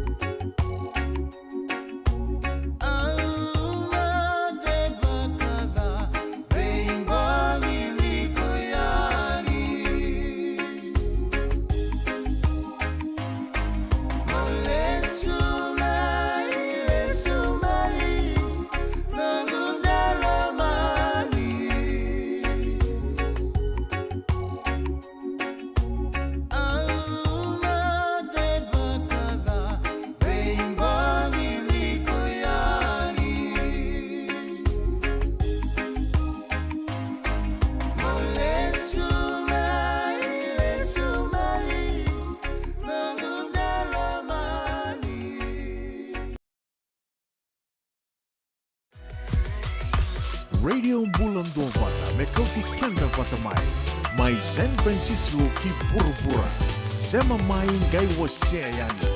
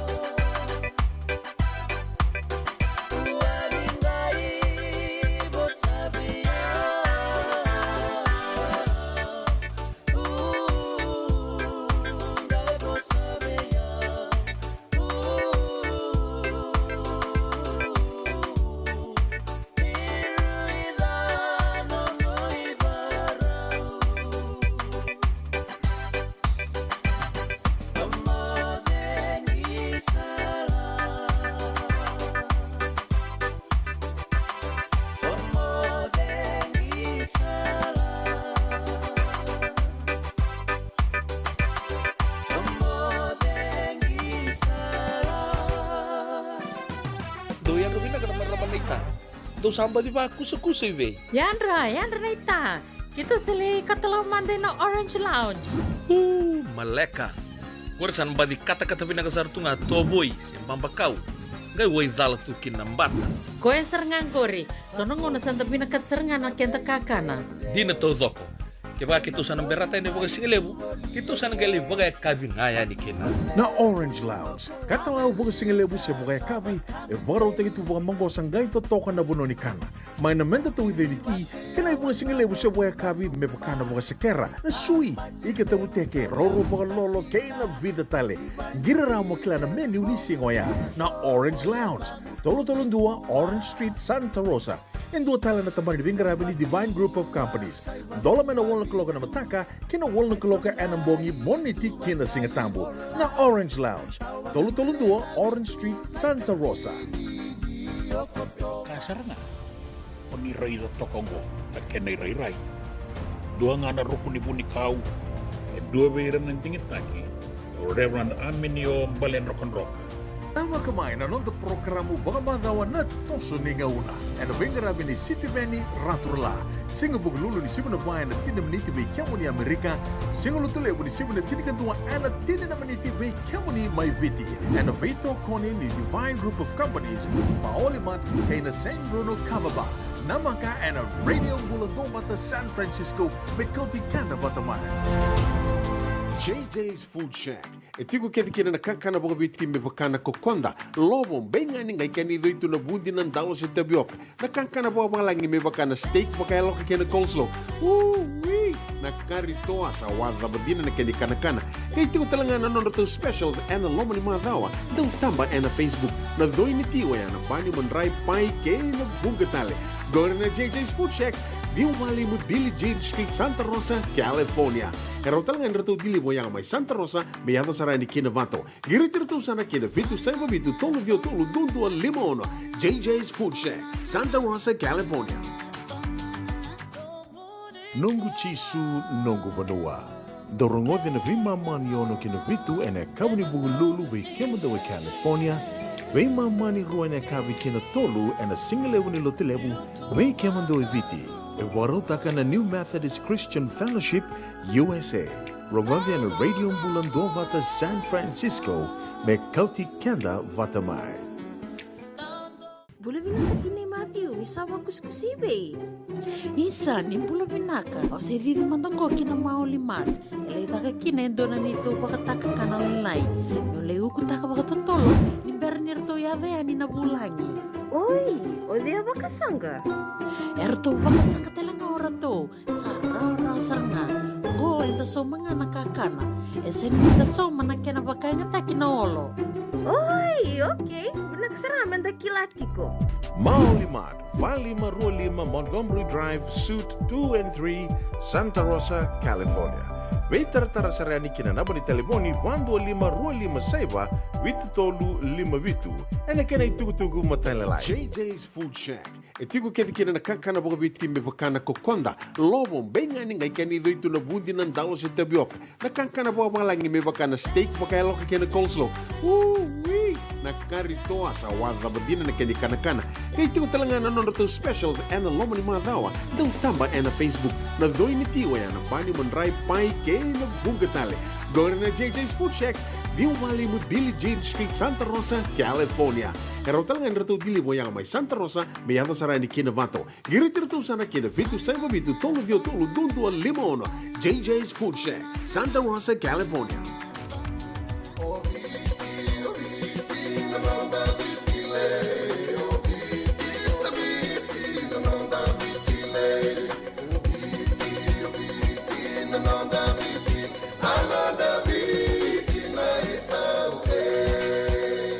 Na nonda viti, ke ngasini buli paulange reki. Rungodi ena 5 na kaloko ena kabini lotulevu, veke mundo e Amerika. Tini karua na kaloko ena singa lebu ni baka romboka, veke mundo mai viti. Ena Radio Bulantua Vata, San Francisco me kauti kenda Vatama. Ada Radio Bulandu Vata samai sibitongo na ono na tinika walu na miniti a kavitiko ni tu siti na karusang bulukan 2 ni singa ni bulan November wikito na tomba libungo San Francisco sa wakilay tikong bengo na bulan batang-bata bulan ngunu-ngunu tali tunga anda sa wakana mata tiko yani kina Thanksgiving watinga ya dua binaka na bula anda sa na ya batalani na singa ni sudu kay natawasin ni ambaki ya nanguna talangango erobe bakasala takitiko kina o irana kenan daw menta nanggangaro ni tiko donaka ka robe bakasala takisarto kina bakalebu menta nanggangaro ni tiko kina o irana daw butako tiko en internet sena cyber crime ka bakau nia bakarongo de tiko mai ni rongo na ka vini kua me bakartundo rongo de tiko kina mai na lololo TV mai na lololo TV arto na tambana arto benga rabitiko ni rongo dona ka ya baka ia tal no taki tiko na kawini kua e na kawina noa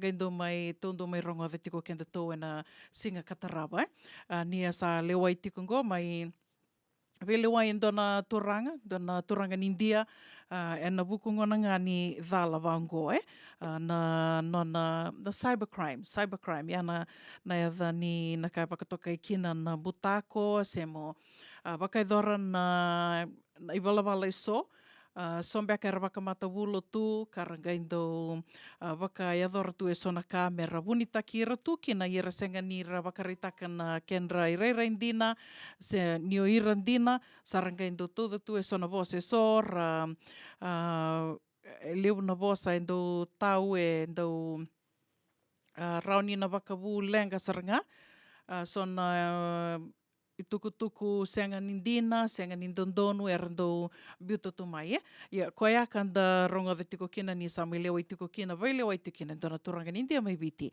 ia weekend to e na vanole vongo Amerika e rato e rabe baka salata ki sara tiko baka lewu na kenandau me dana gangaro ni tiko kina e ndua na vosa e ndo rongodi baka lewu tiko e na tambana ni cybercrime o ia na phishing se smishing Ronga Mandiana phishing, P-H-I-S-H-I-N-G, sena smishing, S-M-I-S-H-I-N-G. Rona vose ruaya, dua kona phishing is o wili kamandiango is when a cyber criminal attempts to trick you into sharing sensitive information such as a username, password, or credit card number by posing as a trustworthy entity in an email.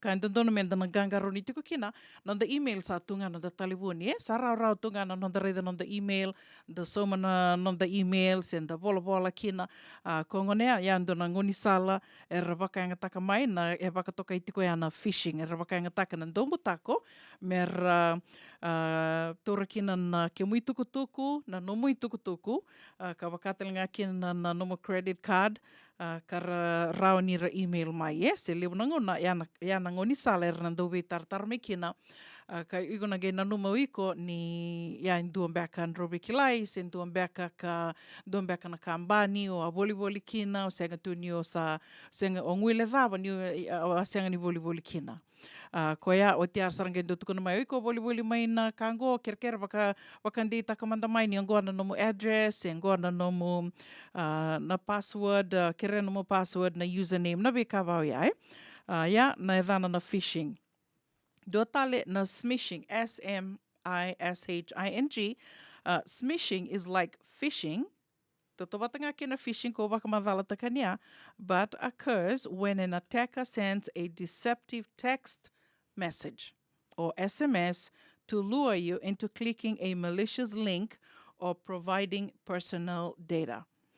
Koia, na phishing, vakasama taga na phishing ke korongoda na boso ya na phishing, sanga ni phishing na lisiwa, ngo na phishing as in P-H-I-S-I-N-G, ya nindua email mai sini ikuturin do na email ka taronga mai na nomu personal information me baka na nomu password na username na ve baka sombeka na website si sono klani libu na website in the lako kina sando tukuni mai ke baka mtangai kuliboli baka me tukuni ramai mo create an account or sign up. Kono matangali websites vau ia men tanang gangaroni kina nanu matali tiko indona kaundo wa setiko ani bakalevu niko lako ndona website mo reida on the website na link ni website au na biuta talani ngo me rauni nda reida tiko nda baka sama takatiko na ngone nda volleyball tiko kina wakambibi na ngono ni lebu na volleyball lebu na volleyball online shopping sa wonga bekenda da sa wakamata utaki kenda tu na volleyball na internet ko ya nonu ma me una bita mandeni kinango ke kai ko lako na dona website mongaro na binaka na website me tiku kina indona locker and it's locked a padlock that's locked ya ikuna gai na kena bakandina ni website ndino ya ni senga ni lasutaki se senga ni kala sulasu mbeka roniu kaya kongo toka kina na na loka vahango. Nui taka ni o nisa na reida toka mai na loka ngori. Ya, ke wakai ko lako nandua na website. But ni live na website, you have to create an account. Once you create an account, na numa tiko mo reida tiko ni tiko kina na loka ka umbita toka ni ngori. Reida toka na loka o ya, irs.gov. Me na wā toka ya na kia nei rerai. Ya na phishing. Na smishing, kila na nonda talibuni iliu na talibuni e wakaianga teki ngā ni kongiri ngā waindon ruwikilai. Senga nindo lako mekina se merangiri mekina uira randu woli taki na ngonongo senga sa lako tunga mai na ngiri uira na woli taki tu. O iau ko ngaya ko na namba usenga ni kila e senga ni tiko na nongo contact au sando block taka se usenga sarangani undo soma off tu mandeani. Ya ke pakai senga ni indona namba e ngiri mai senga ni tiko na nongo contact ko ya na ngonondo biutani kina na itukutuku manda me bakana kani insurance ondo tuku na tukani tax mai balatea na roni una kilaki na ngona no na namba ni telefoni oka. Au sangendo maroro na nungu contact me ngona ge ngiri me kina usana kilati ku ni koendi no ya. Senga ni ndona kambani sa sanga tiko me woli taka mai bion dona ka se tora mai se me na tarongi o mai na ndona ka se na vitala noa e rauni na tora kina na tuku matailalai so me baliti au ka rauni na wakainga taka me na limbut butako kina, butakoada kina na vekai so membali tiawe. Koea na smishing. Smishing is like phishing, but occurs when an attacker sends a deceptive text message, not text. Sending email, not text. That's what smishing is, to lure you into clicking a malicious link or providing personal data. Na smishing. Do talen na evaka sala, bita mai na kenandau, to always verify unexpected messages. Au biambita nga ningo mo ni reda mandai, so na vatu mingo. If you receive a strange looking text, vango, especially from an unknown number or email, kila, mona reda vinaka, that it's from a person you know or a company that you know. Ke wakai ko kila ni senga ni dona ka o kila ina company go, se senga ni dona ka au lia kina, se awa senga ni dona nungu account verto, ko ya just block it. Au wakaritak nga niya meu wakamadala takani na meron ni rau na nomuni reda na vekai so sangati ko meu wakamadala takani ngo na matanggali text indo lako mai kinavunga ve kianda iyo menda na ngangaro nito nga, and just be sure that it's a company that you've been dealing with. Sendua andro sa vital no tiko na company beka sendo na account o kila tiko. Dua talea. So the other thing is double check sender details. Always verify an email sender's address. Look for slight misspellings or odd domain names. If something doesn't look right, it probably isn't. Mobita talamadeni gondo na kiana wakaritaki.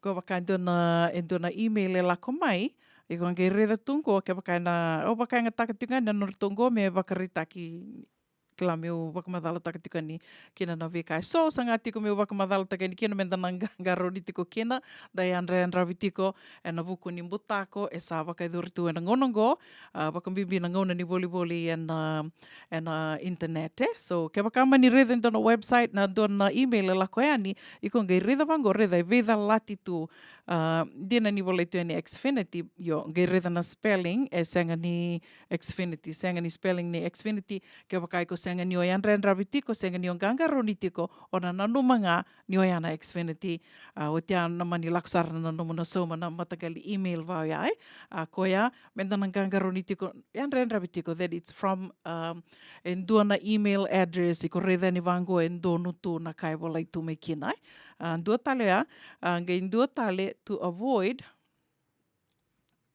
to avoid suspicious links. If a deal looks too good to be true or the source of the deal is unrecognizable, it may be a scam.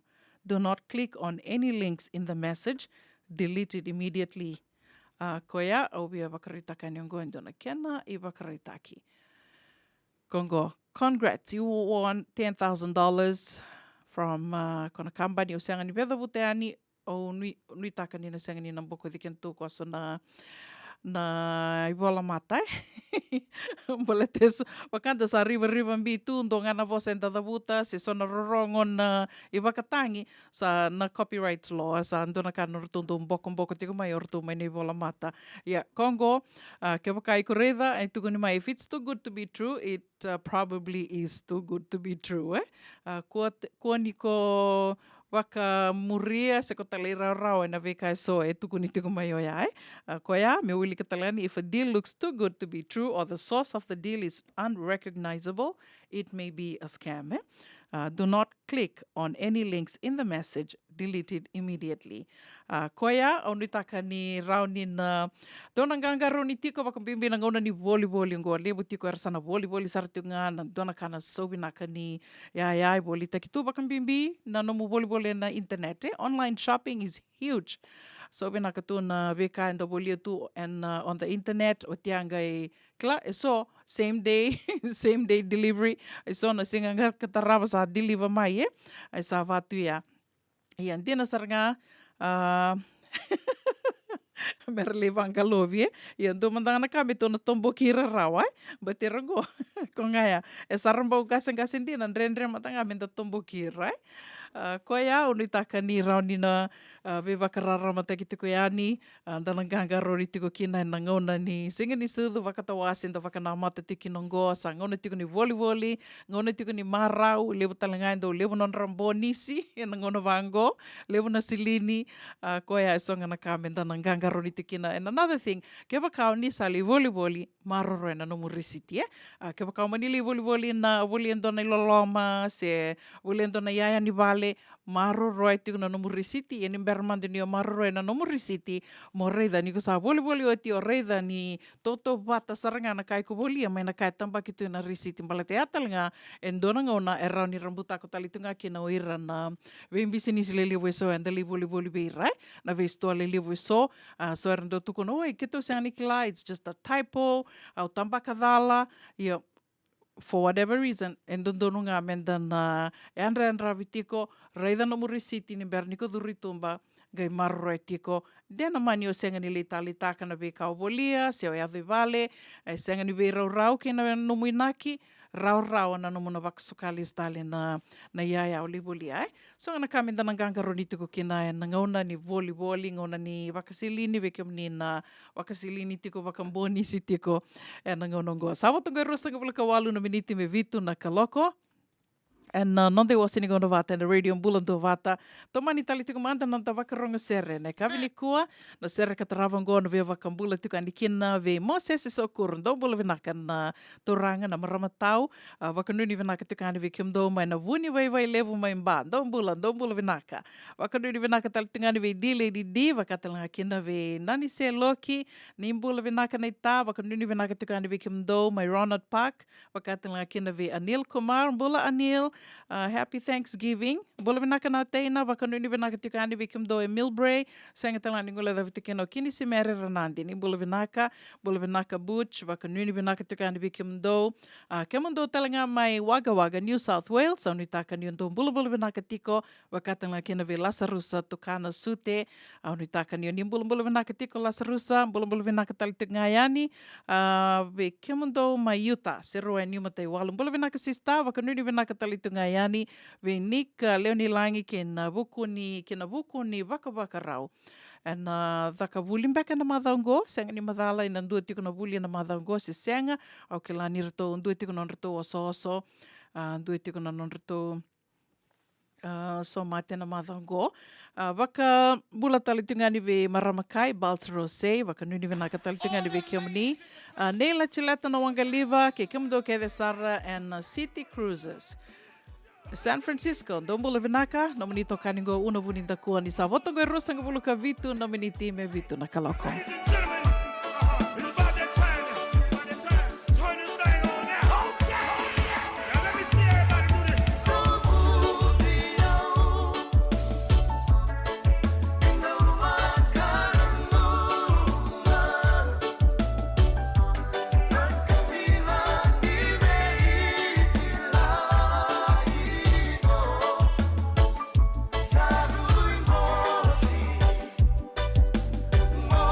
See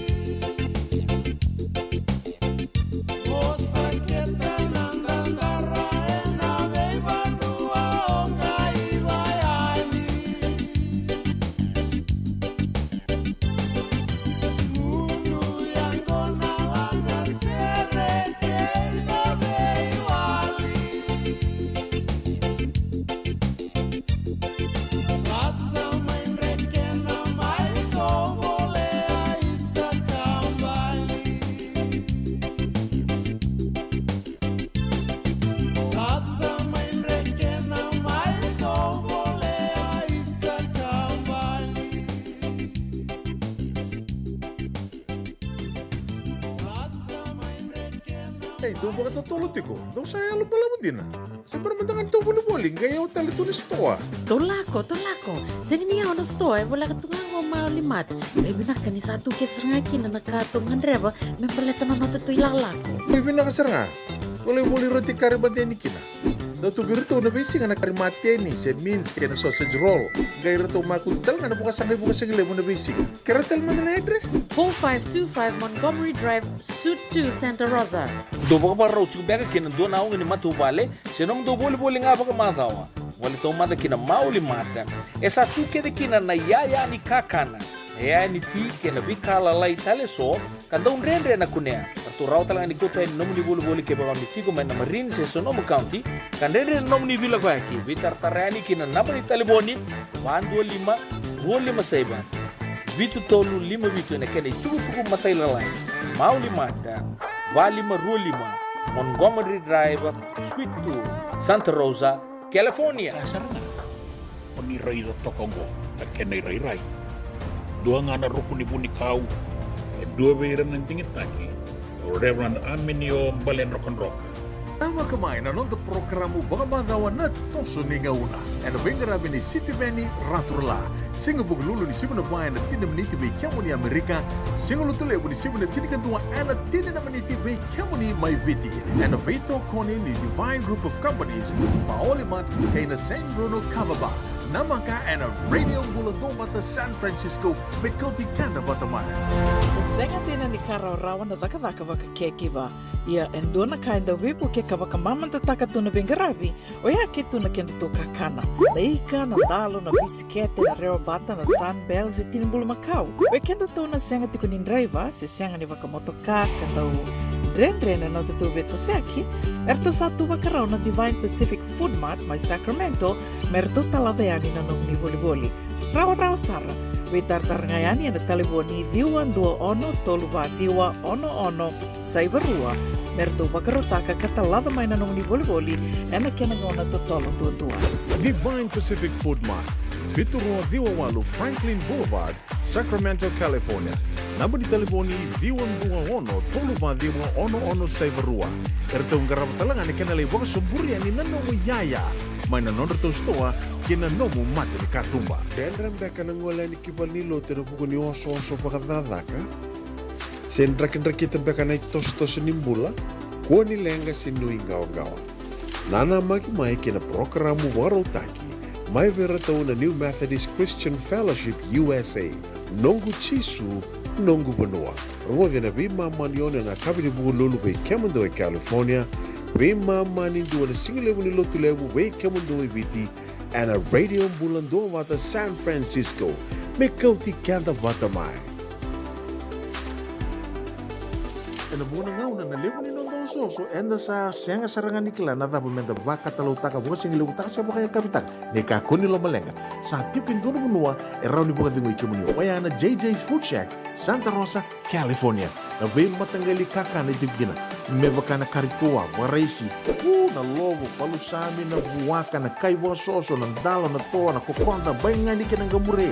Nakaka na buwa malang, mebaka na steak, gay baka loka, tabioka ka na coleslaw, surua, tatni. Kailangan ko ba na kaya na pie ng bani kay na manray. O yan na JJ's Food Shack, Santa Rosa, California. Erau serangan no direct message virtual giring akin na bitu sa iba bitu tolo duo limono se onga wale serangan ali tumiko may nanomota e na dio maluma Billy Street o ya e Santa Rosa, California. Erau talang ani rutuli dilibata kan na kemu katalo wasing lebo sa wanga kabi ya may Santa Rosa, Kinavato. JJ's Food Shack, Santa Rosa, California. Ongo na Radio Bulando Wata San Francisco. May kauti kanda vatamai.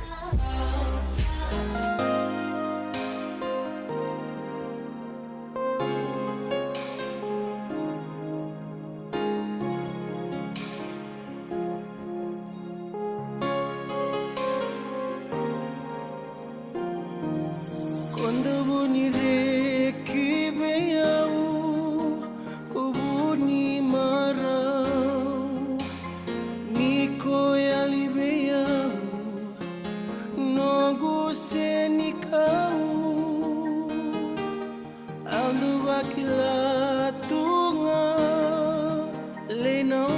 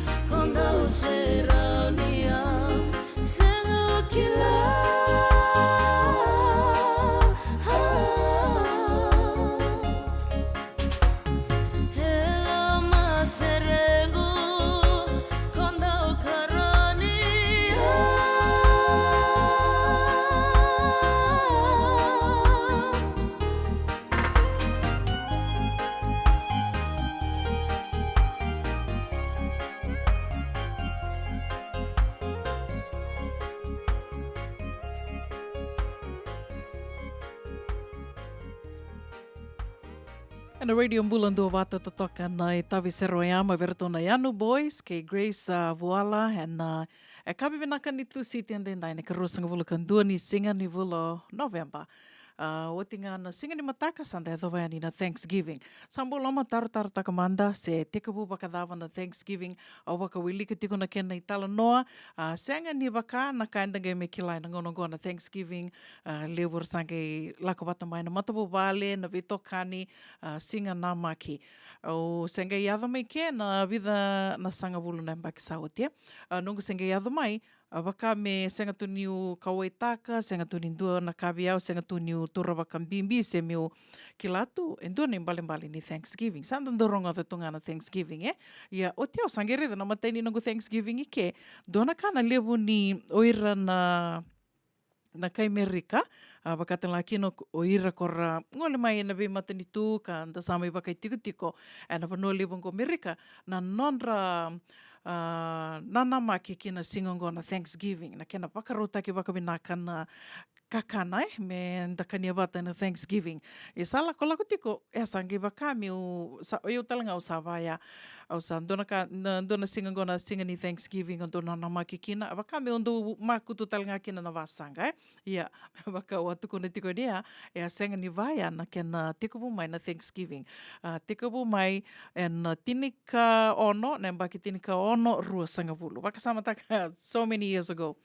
Tineka ono rua sangavulu a tiko kina na Thanksgiving ia atukuni na kena itala noa ni ngora lako mai o ira na itoki ni vanua se ira na natives dando ratalanga ni taka ira na ka Indian da mundamo na nonra wakambeka na nonra matangali mbeko o ira na Wampanoag.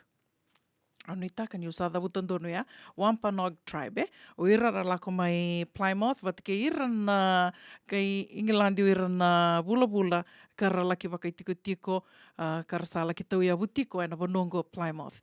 Ia o rongo ia na vanua e tiko mai kina na Thanksgiving ia ni bero ia dona kana non rendu be valu tiko i rongo anda kila binaka na itala noa ni na vuna karando be valu titiki na wakalevu ira kena be vala taki tungana ngele na yale ni ngele yale ni vanua ia sange adava mai na ngono ia na mbaki ono atinika ono rusanga vulu sar ngai mai be baka mai au taki kina kar sange mai ndambe bata era mai baka kavi bata e na nonra mai be baka mai au taki tiko ira na i tauki ni vanua se na ira na Red Indians bata ki ratou na bula kar sala ki baka i tiko laki tau ia butiko e na vanua ia. Arsanga mai ndambe sarangai mai waka e kavi bata i tukuni ni na nonra lako mai o ira na ka Indian da mundamo ira na itoki ni vanua ia ratou mbale mai rona singa na nonra tau mbale mai na vanua na nonra i tiko mera lako mai na vanua ngoi Plymouth mera mai ndambe bata ka waka e kavi me waka iana kaira sa vital no taka na nonra i liuliu e na ngono ia mera sa mai ndambe ra waka e kavi koe anga i tuku ni tiko kina o koe ka wala tiko na i tuku ngoi tiko no koe koe ana ngono ngo e waka me it's part of the tradition as well part of Thanksgiving as well na nonra sasanga yani se na nonra lako yani o ira na weka o ira na vitokani mera laki Thanksgiving wata ke na nonra ndui matabu vale se na wata mbeka ke ira na nonra itokani mera ngole wata yani like that traveling alone is part of the tradition ndua na singa rua na singa ko ando tuku ni tikina na Thanksgiving na ngauna se na holiday levu ndua se levu ndua erando vela ko yaki erando veivo ko yaki ran driver and holiday ngona Thanksgiving koe vati koe ana na kena i lako o tia sarangai me ndambe bata rasangai me waka e kavi bata e tuku ni rota ni ndua na nrau e randambe na singo e ara waka e kavi kasama i tikabu kina na Thanksgiving o torli stale na ndua na nrau they said at least 90 Dios sangabulu, releo Dios sangabulu na o ira na itauke ni vanua, native man and 50 English men came to the feast.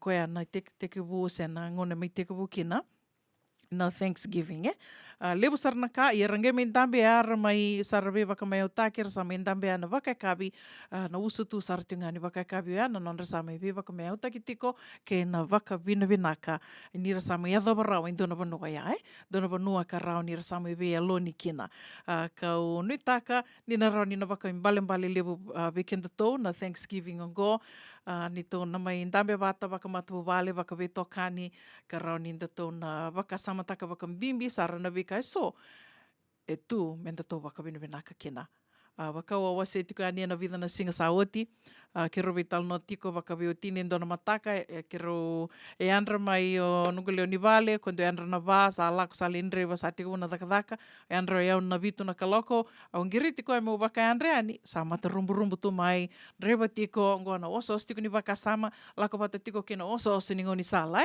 au sange vai andre ni vikwa au sange tiko na ni vikwa tapi ko mata rumbu tu kena tiko ni ngona ngame ya Seji, edava, Sabato mea, edava. Sangi tenu koe. Levo no oso na daka, oso talitonga na vakasamo. Sangi tuku nungona viko e rida. E so, e reandra na matagani kua, e sa yali na kenrika sa. So reandra, sa yali ndo virtono ngoane, sindo na leoni matabu vale. Sarasanga ni andra vatai.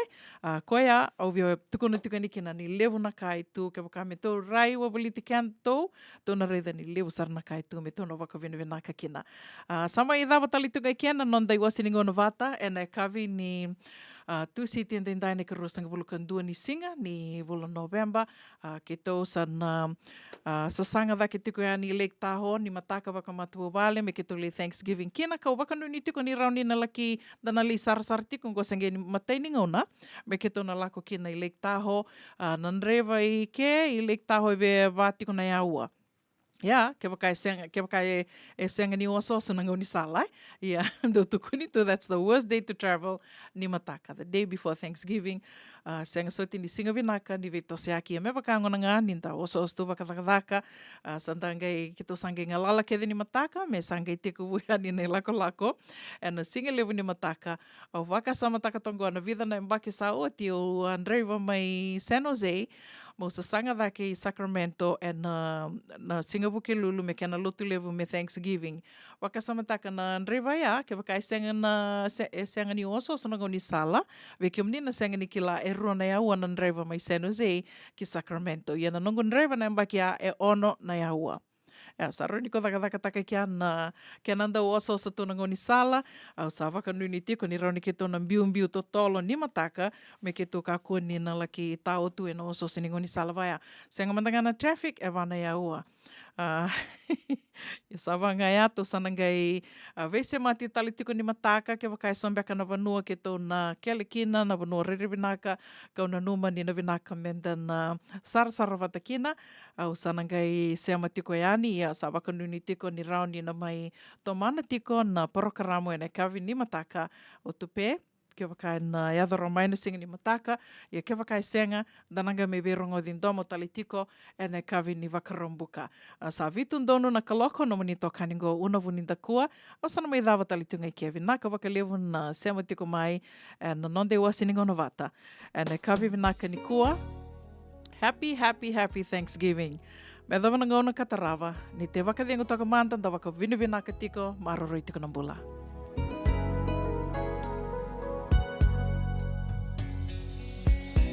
Tavanongo dalla mombi utiamu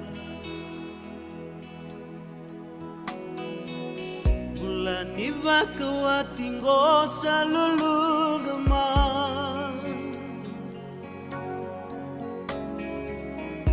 Autua kinada rauna bisau nilumamu Sera tola lai na ngone ko sangole tu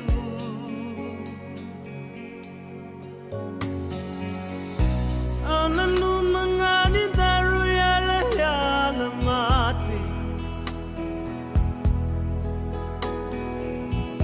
Bembiani wakawati ngome daru sukota Rekaya ni tumba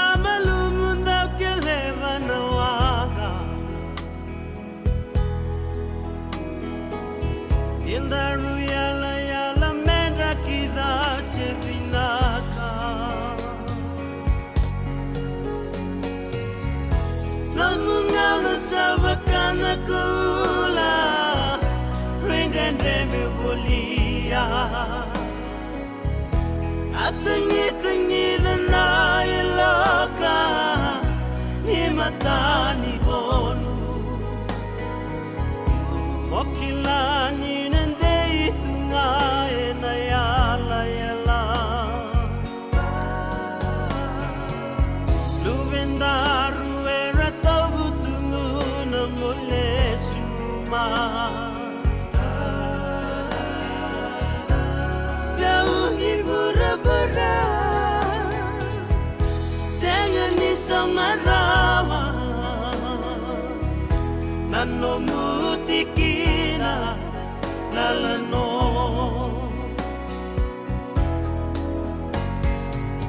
Anda baka tataro lo elomangu Yalo yalo ni matamu ni babotu mai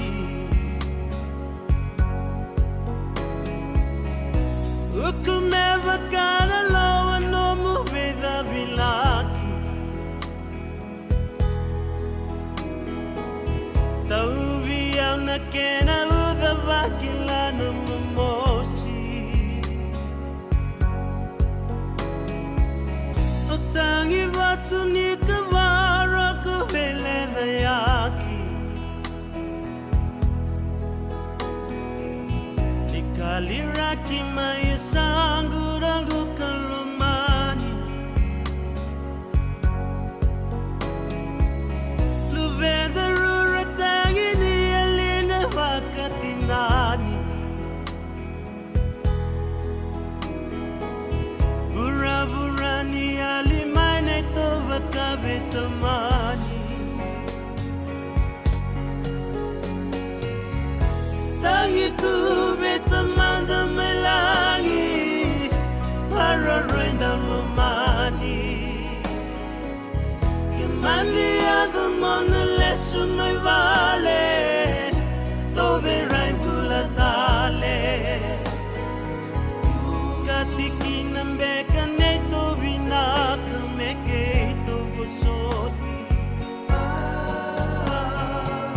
Veta usi Sakani neto mulanta Vamole sumaye vale Meotina rarawambo Venda to velomani mulavo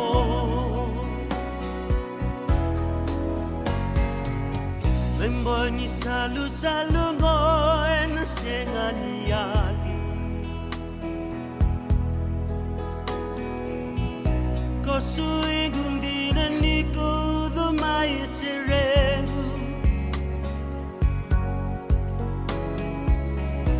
Aunanda karana voli medo vani woti Yala yala ngoko mate nakina yoti yoti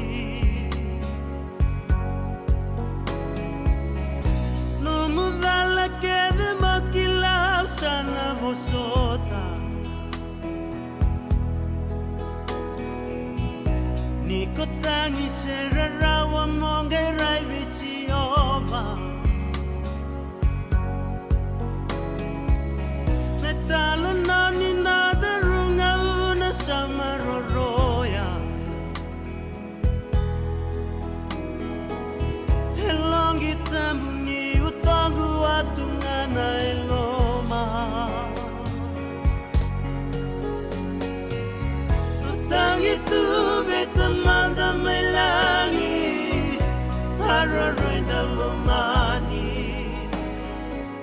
Kimani adu mona lesu mai vale Tove rai mulatale Wakati kinambeka neto vinaka Keito soti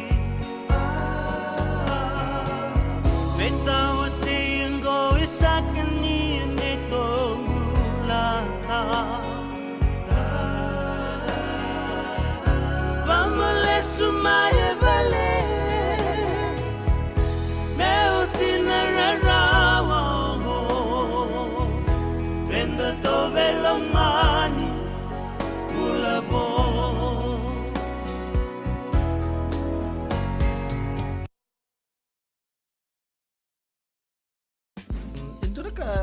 Saba ka nandarubi wasi juga nunggu itu buta na bitan longon na ngauna na sere.